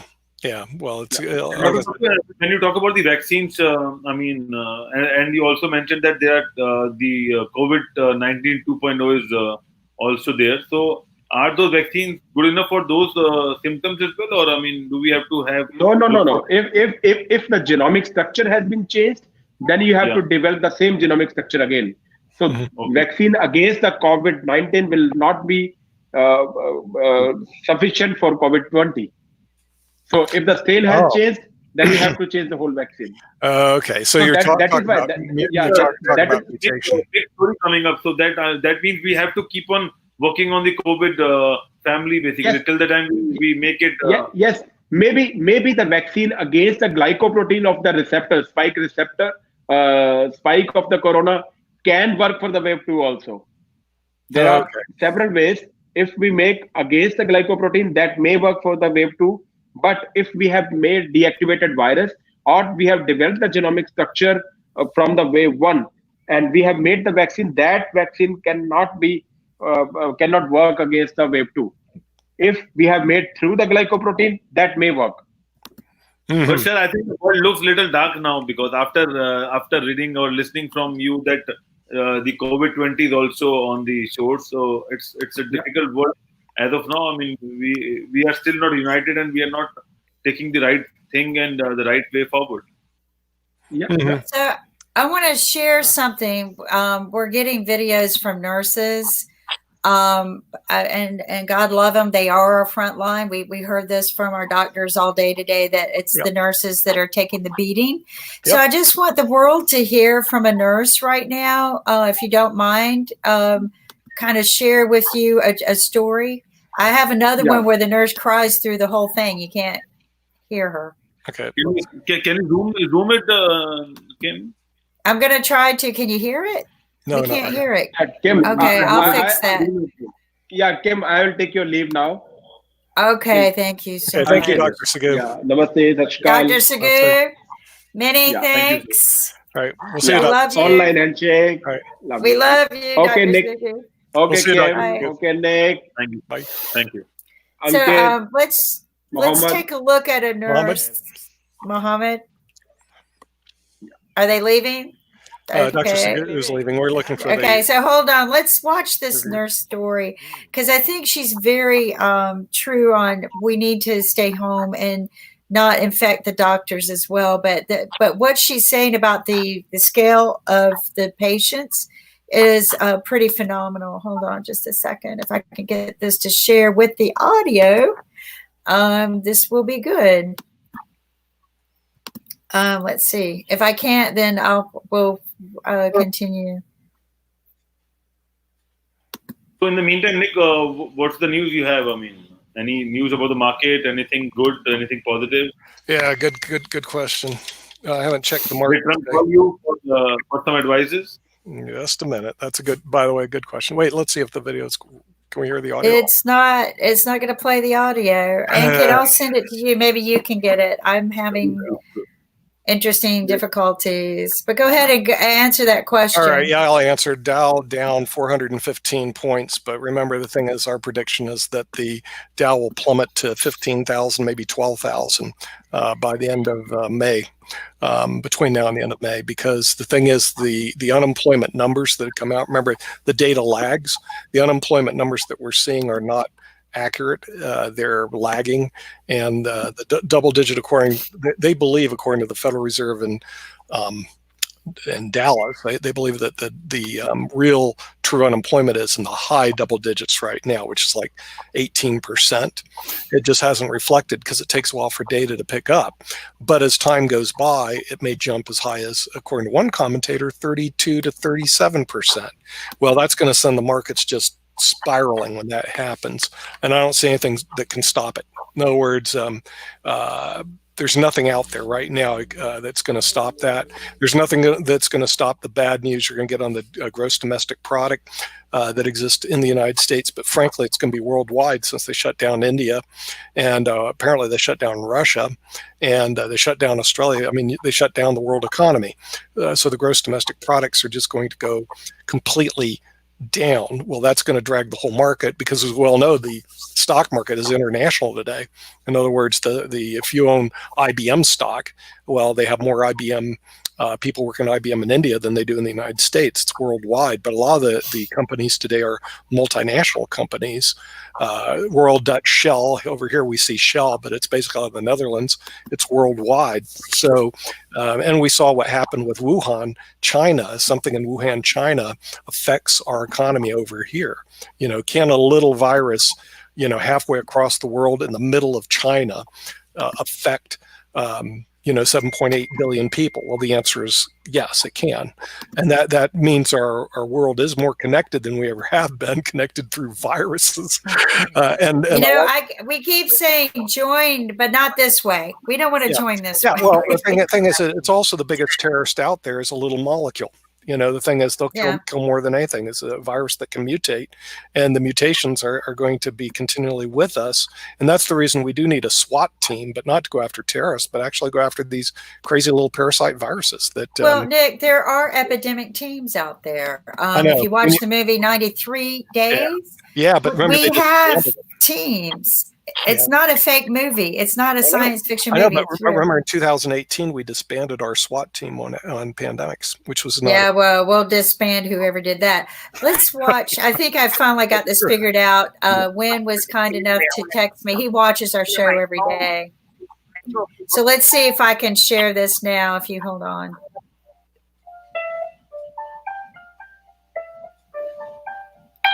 I'm an emergency room nurse and have been working on the front lines of this coronavirus for the last 10 plus days. If you would have asked me 10 plus days ago, if I thought that this was going to get as bad as it was, I would have told you no. I mean, you heard the rumors, you saw the trends, but until you see it firsthand, you just have no idea what it's like, what it's going to be like. It's getting to the point now that we're going to be just like Italy. From 10 p.m. last night until this morning, we intubated 2 of my patients within a half hour. And I would say upwards of 10 patients were put on ventilators. My patient took the last ventilator available in the hospital. We have no medications to keep these patients even ventilated, let alone ventilators. Medications like fentanyl or propofol that would keep a patient sedated while they're intubated, we're out of. We're out of Tylenol. We're out of Tylenol.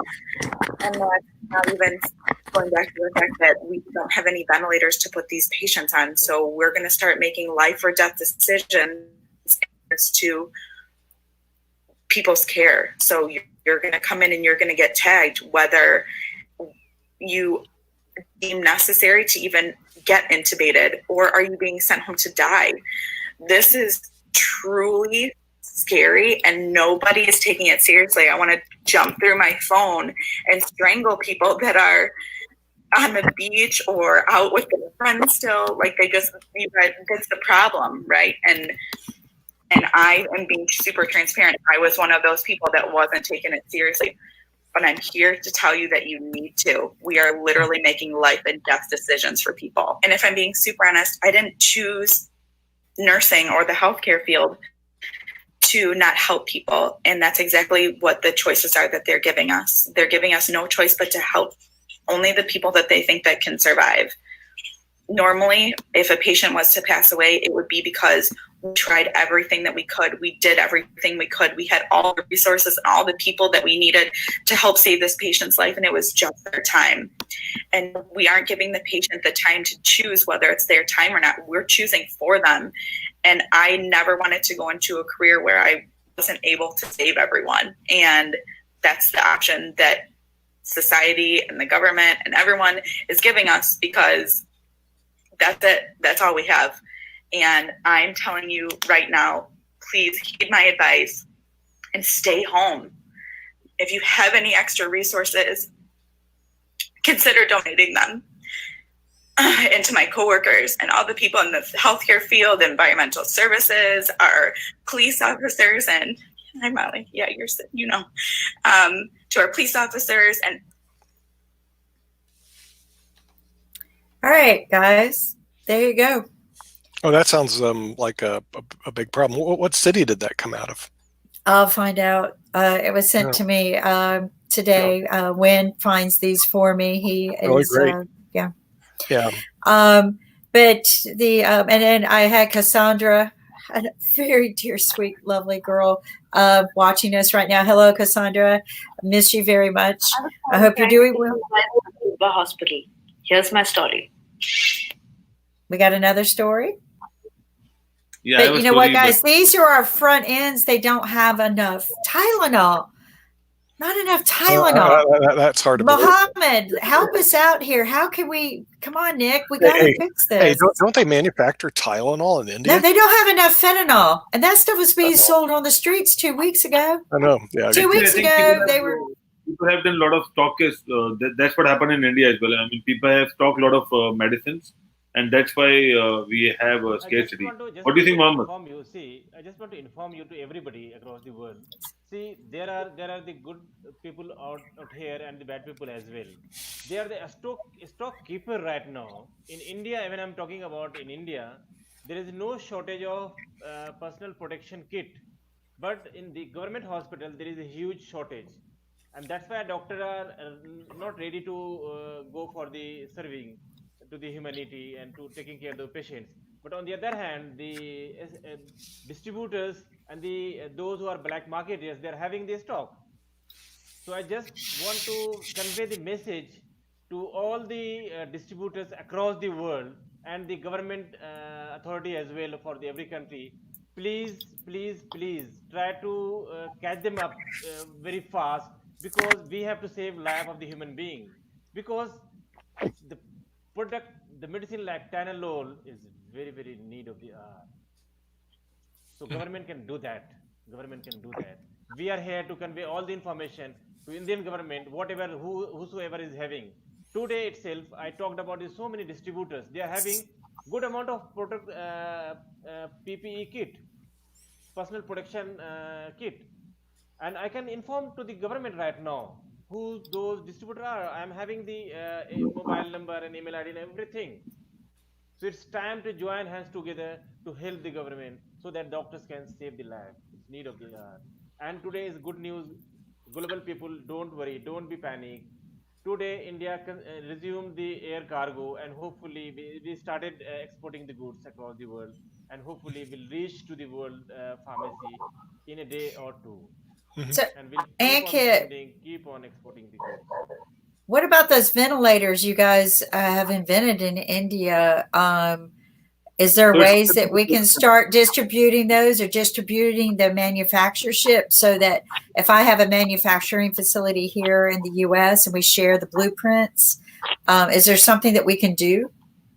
So Kim, what's happening is that right now we are doing the production of ventilators, and we are keeping the ventilation at the new COVID hospitals. Because of the population, the government have decided that we need this much amount of ventilation ready in each and every city in India. So I'm not sure whether it will be out till the time we have it ready for our public. But I think that they can share the blueprint, but I'm not sure. I mean, whether they'll do it, or maybe there is some talks going around within the. I mean, there could be a licensing fee that after this a guarantee that we won't continue manufacturing. There are all kinds of things. We have one more ventilator being done by the IITians, the IT students, and that is also a very cheapest and affordable ventilator. But that is not the one which I've showed it to you.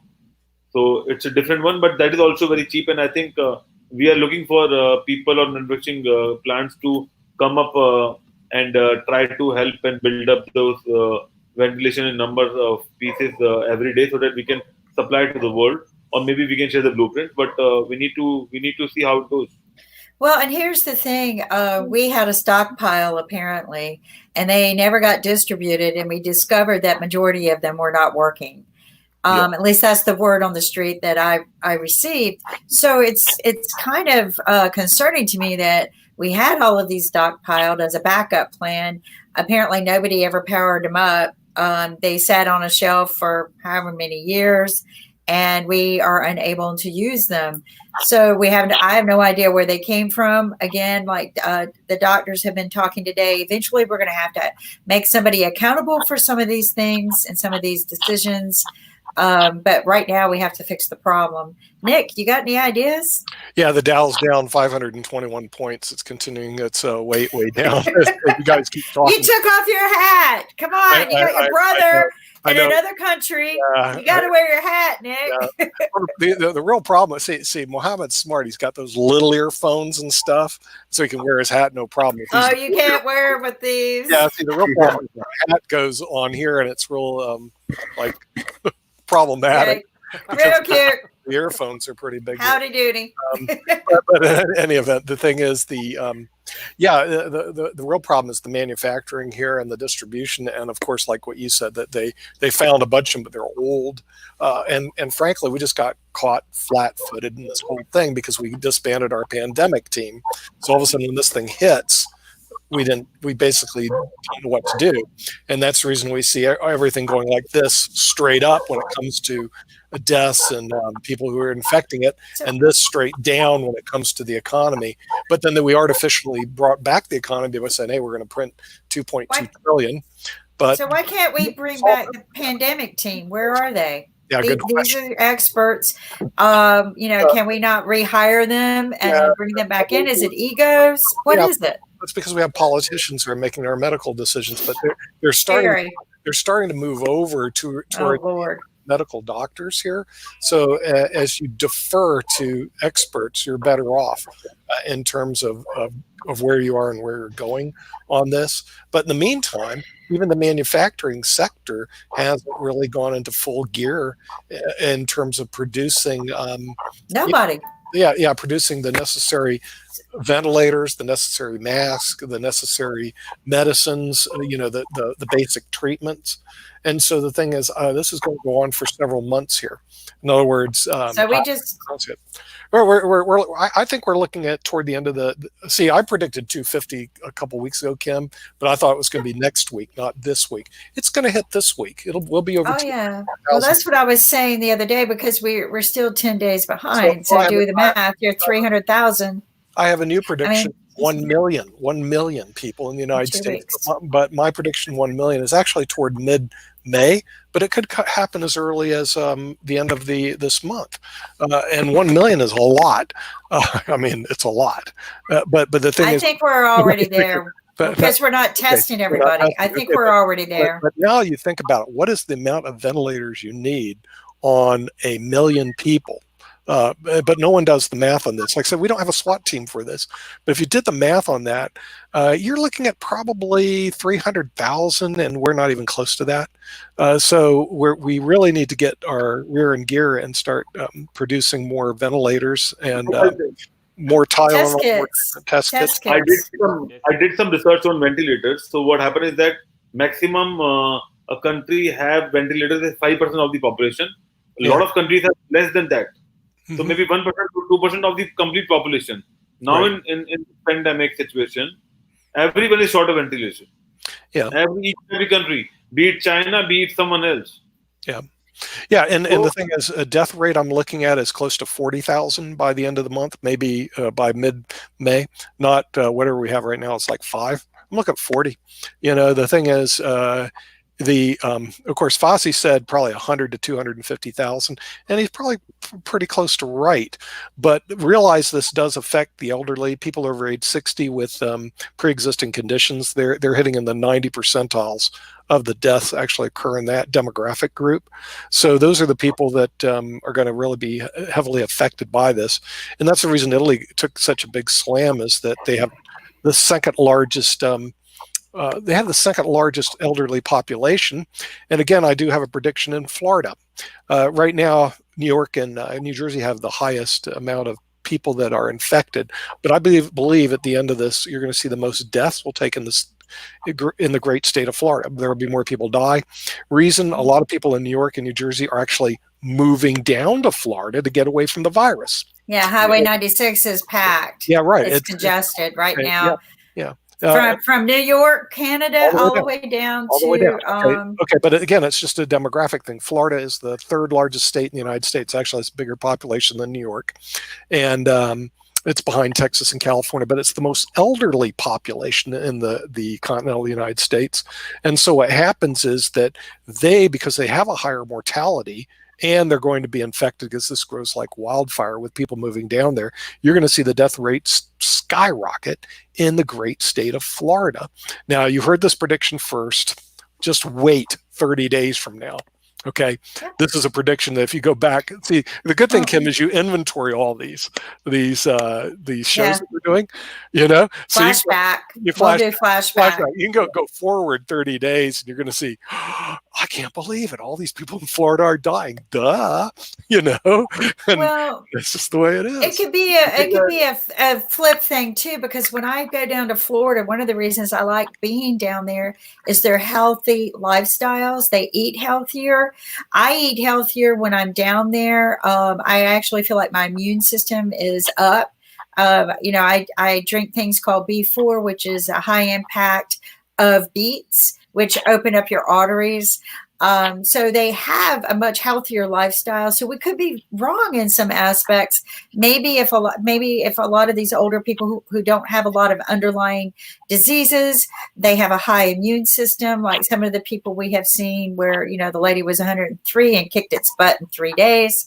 So, because Ankit and I, we've been watching these success stories as well. I think, but you're right. We haven't seen the curve. The bell curve hasn't been hit yet. They've been sounding the alarm for quite some time. Nobody took them serious. And so we got to wait it out until we hit the curve. And then once we hit the curve, how fast can we get it to go down? And that is going to be the push. And Ankit has the chart that shows the race. People, it's not a race you want to be first in. It's not like the Belmont or the Kentucky Derby, which is coming up real soon. By the way, has that been canceled? I mean, can they still have horse races? Because that's my sport. I love horse races. It's coming in May. They just canceled Wimbledon. And by the way, we got Dr. Bob Arnott, who's going to be joining us. He just emailed us, not today, but he's going to be joining us probably next week when we schedule him. He's actually the chief medical spokesman for NBC News and Google. So he does all the medical reports for NBC News. Anyway, he's going to be joining us on IBM TV. Yeah, he just. That's what he said. Are you telling me my job's gone now? I can go. You're gone. No, he just emailed me right now. He's one of the. You found my replacement. Get rid of that loudmouth girl. I don't think so, but we're gonna. I can see it now. Get rid of that loudmouth girl. We got a real professional. Well, we'll bring him on next week. Pardon? Before you, I will leave. I think you are more. You're going to leave. You're going to leave. No, Ankit, you have to stay. You're the head of your show. You're head of the. Wait. You're the head of the Health Channel. How can you leave? You can't. This is yours. No, he's just going to be one of your guests. I will get you his. I just need to know when you guys want to schedule him. I've got people coming in Wednesday, Thursday. We've got such a wonderful group of doctors who join us every day. Yeah. Mohammed, let me ask you a question because of what you do. I know someone who now has many test kits that they can resell. And Ankit, if you know of anyone, we just sent, I guess we just made a deal with sending some to Africa. I hope that's what the messages are all about. But, we're trying to get test kits to places that are needed. They are rapid test kits, 15 minutes. So they only want to sell to the medical industry so that they're stamped creditable. Like Nick said, we need to become COVID-19 certified. Yep. But wait a minute, we got COVID 2.0 now. So I don't want to hear about COVID 2.0. I don't want to hear about that. Let's get rid of this COVID to begin with. But this is something that we have a DNA expert that has been waiting to come on. Ankit would need to contact his assistant. Maybe a DNA expert can share with us about how the differences are in our bodies and why we've now labeled something. Tomorrow we have one of the senior doctors from India, Dr. Kullad. He's a senior nephrologist, and he joined tomorrow. So he confirmed me that he'll be joining tomorrow. Okay, good. Yeah. Hey Nick, maybe you know somebody that was on the pandemic team that got fired, and maybe we can get them on the show. Yeah, well, I'm chasing them in the evenings on LinkedIn because I have a lot of connections on the LinkedIn, and I've got a couple more guests that I'm lining up for us. But it just takes time to filter through their system, and we have a 3:30 with one of them today. Just do a pre-interview before they come on. So thank you. I'm going to have to go. I sent you the invitation. If you and I'll get it. I haven't had time. But I don't know if Ankit can go. Because Ankit, what time is it over in India now? It's got to be like Ankit needs to go to bed. 3 o'clock. And Dr. Muhammad. It would be around 2 a.m. So, but I will be awake at that time. It's amazing. How can he doesn't sleep. Well, see, Ankit is what we used to be, Nick. Right? I used to be like that when I actually met Nick. I used to stay up 24/7 and work. I had 3 companies going. I was dealing, I was up at 3 a.m. Why? So I could do my emails. I could do my emails without getting them. I have to I take was sending them, not I have getting to them. take a break from this because these things, these earphones make me sick. Because what happens is that, seriously, the stuff goes in, and when I get up, I go dizzy, and I'm going like this, and go like, wow, I feel real sick. What's happening? It's because I just wanted to mention one thing that I have heard from around the world that only one politician who come forward and saying that China was playing with reputation, and she's Nikki Haley. Do you know about the story? No, what's it? Share with us, Ankit. Share with us what you have. Yeah, so let me check it out.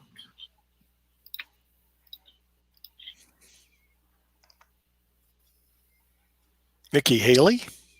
Yeah. Oh yeah, she used to be with the United Nations. Is she going to be on our show? I'm not sure, but what she's saying is that she said upfront that China is not sharing the right data. Yeah. And also, they are playing with reputation, and that's why all the world is suffering. Yeah, well, you can always make that, because the thing is, the data, no matter what data you share, is going to be incorrect anyway, because we know it's old. Like all the data that you're reviewing historical data. Now, will they do manipulated data? Probably. I mean, the thing is, to a certain extent, it's not going to be 100%. But and you just factor that into whatever you're listening to. In other words, how much data is correct, how much data is corrupted. There's always going to be a certain amount of data, no matter where it comes from, that's corrupted. But in China, it's just like some of the studies I review. There are studies and there are peer-reviewed studies. There's a big difference. A lot of studies can look like a study that works. Like I said, the two people from MIT, and MIT is a good school, and the study was a good study. But the first thing they did is say, look, it's not been peer-reviewed. And they said, well, this affects 90% of it affects in the warm climate. So I read through the study, and they were correct, 90% in the warm climates. But here's where the data can be corrupted.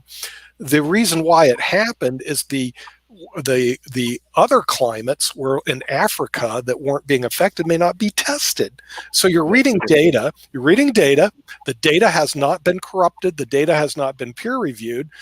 You've interpreted the data, but the thing is, the data may be misinterpreted only because of one thing. There was no testing. You see what I mean?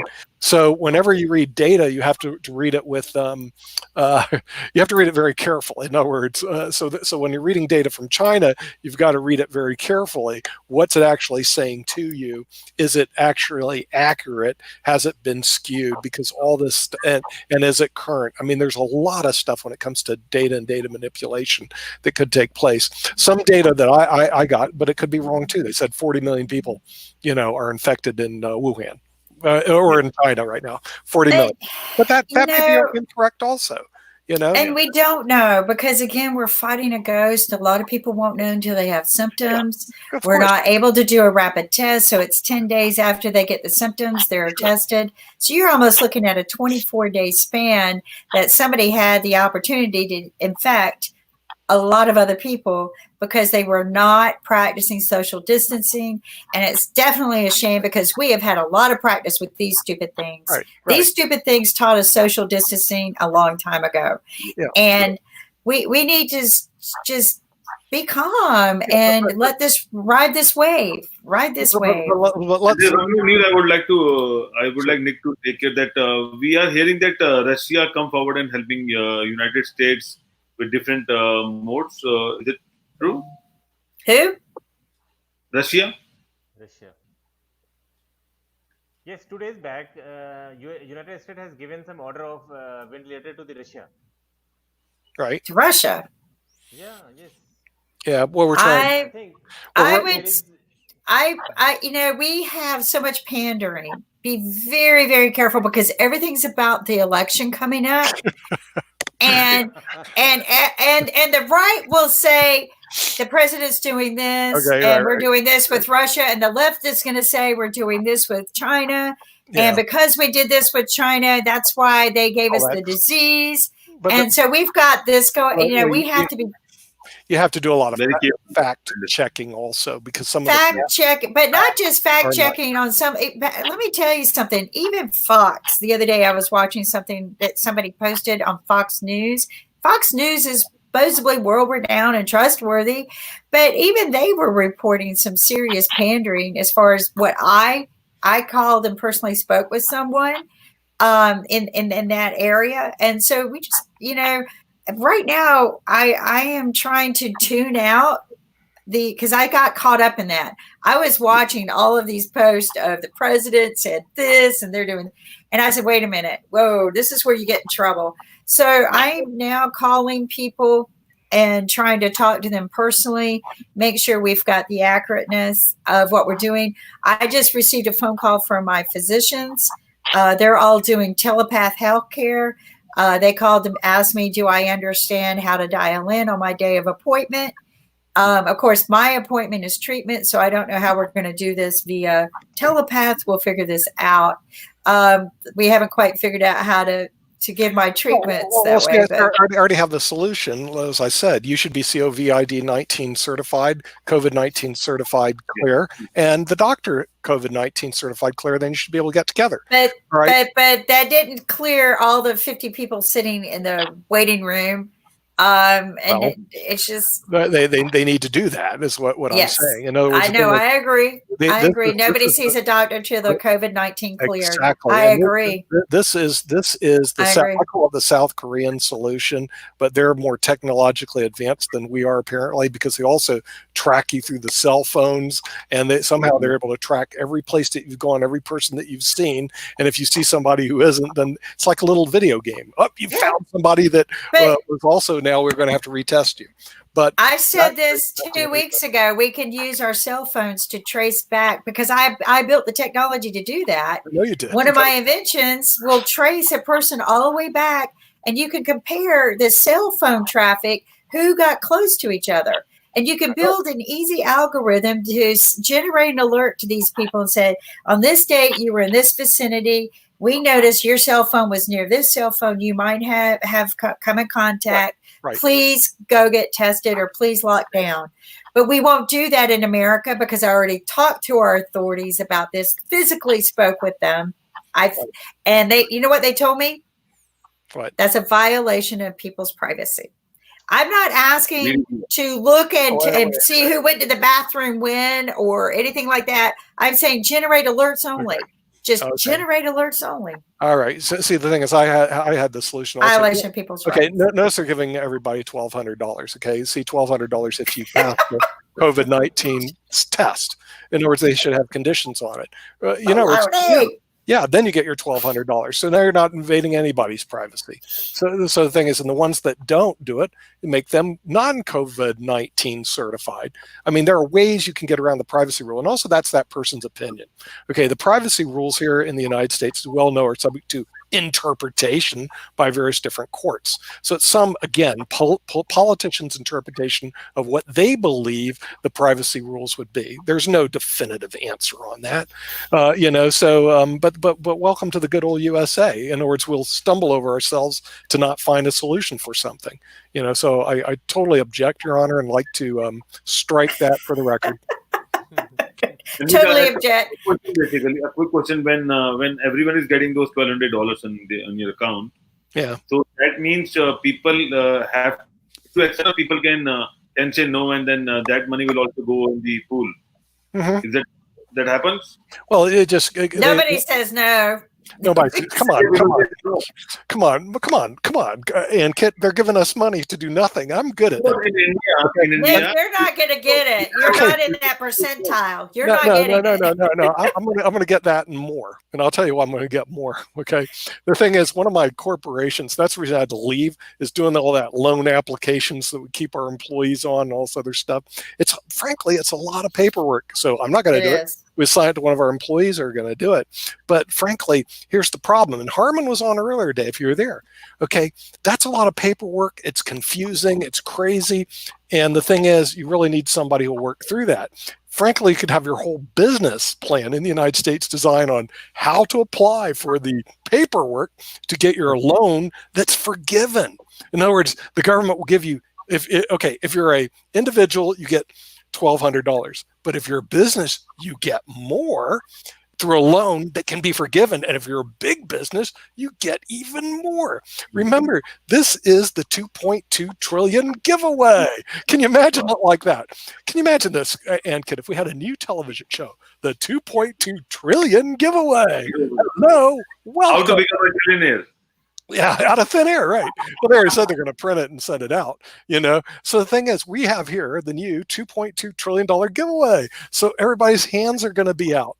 So when I was talking to one of my companies, they said, well, we want to get our loan application in like next week because that's when they start. It's like, get ready, get start. Okay, get your loan application in because we believe the government's going to stamp them literally without looking very closely at any of them and start pushing the money out the door.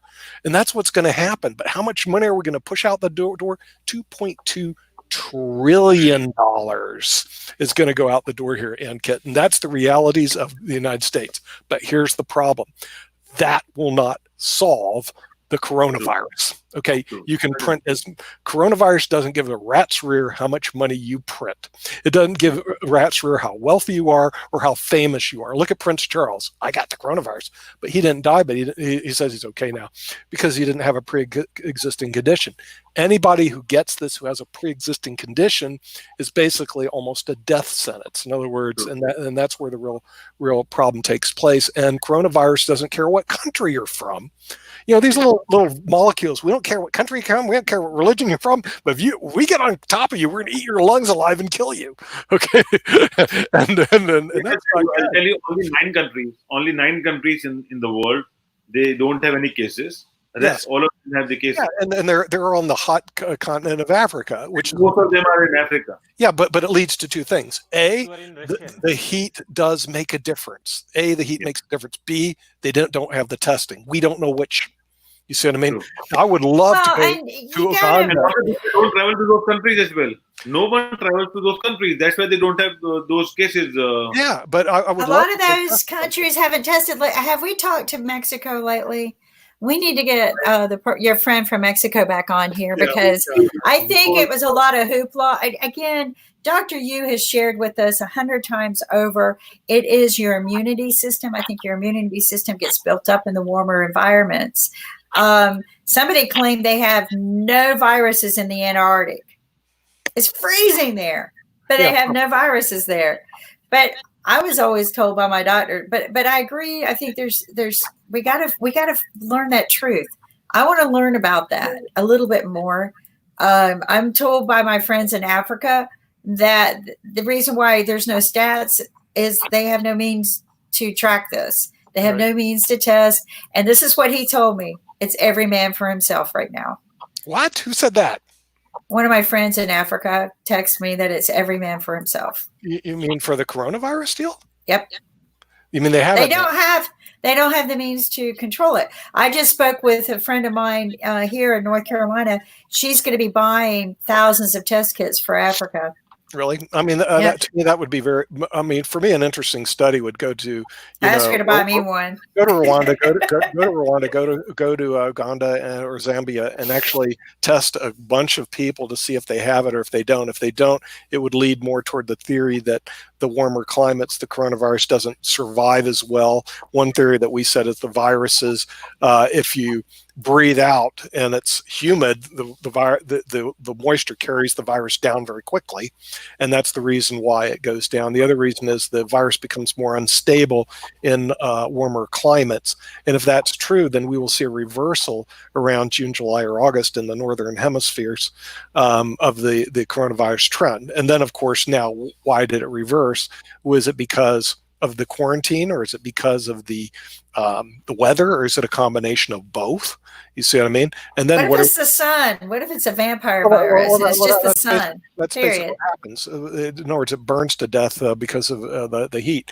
But the thing is, if that is and doesn't stay on plastic as long because the heat just kills it, well, think about it. Like in India, I'm sure you have warm climates. You head towards southern India, get out of New Delhi, go down south to Bombay or something. It's probably pretty hot down there, and when it gets hot, metal gets hot and the things burn very quickly, as opposed to in cold weather, coronavirus gets on cold weather and sits there for a longer time.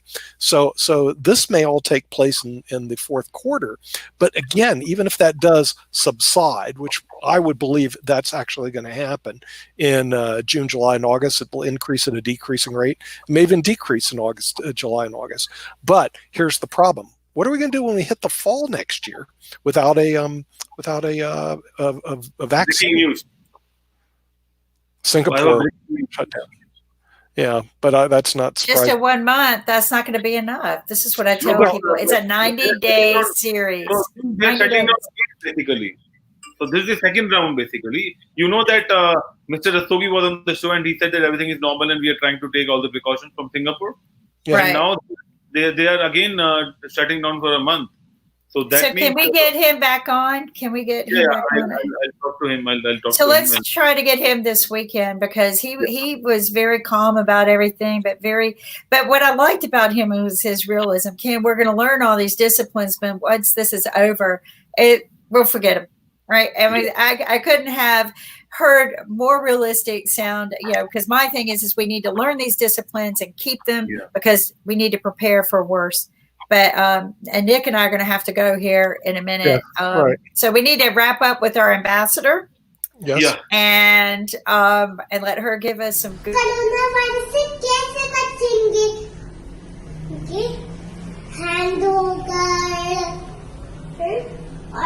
और ऐसे अपने खांसी जब आएगी तो ऐसे करेंगे अथू अथू और कोरोना वायरस को धन्यवाद हमारा म्यूजिक सुनने का.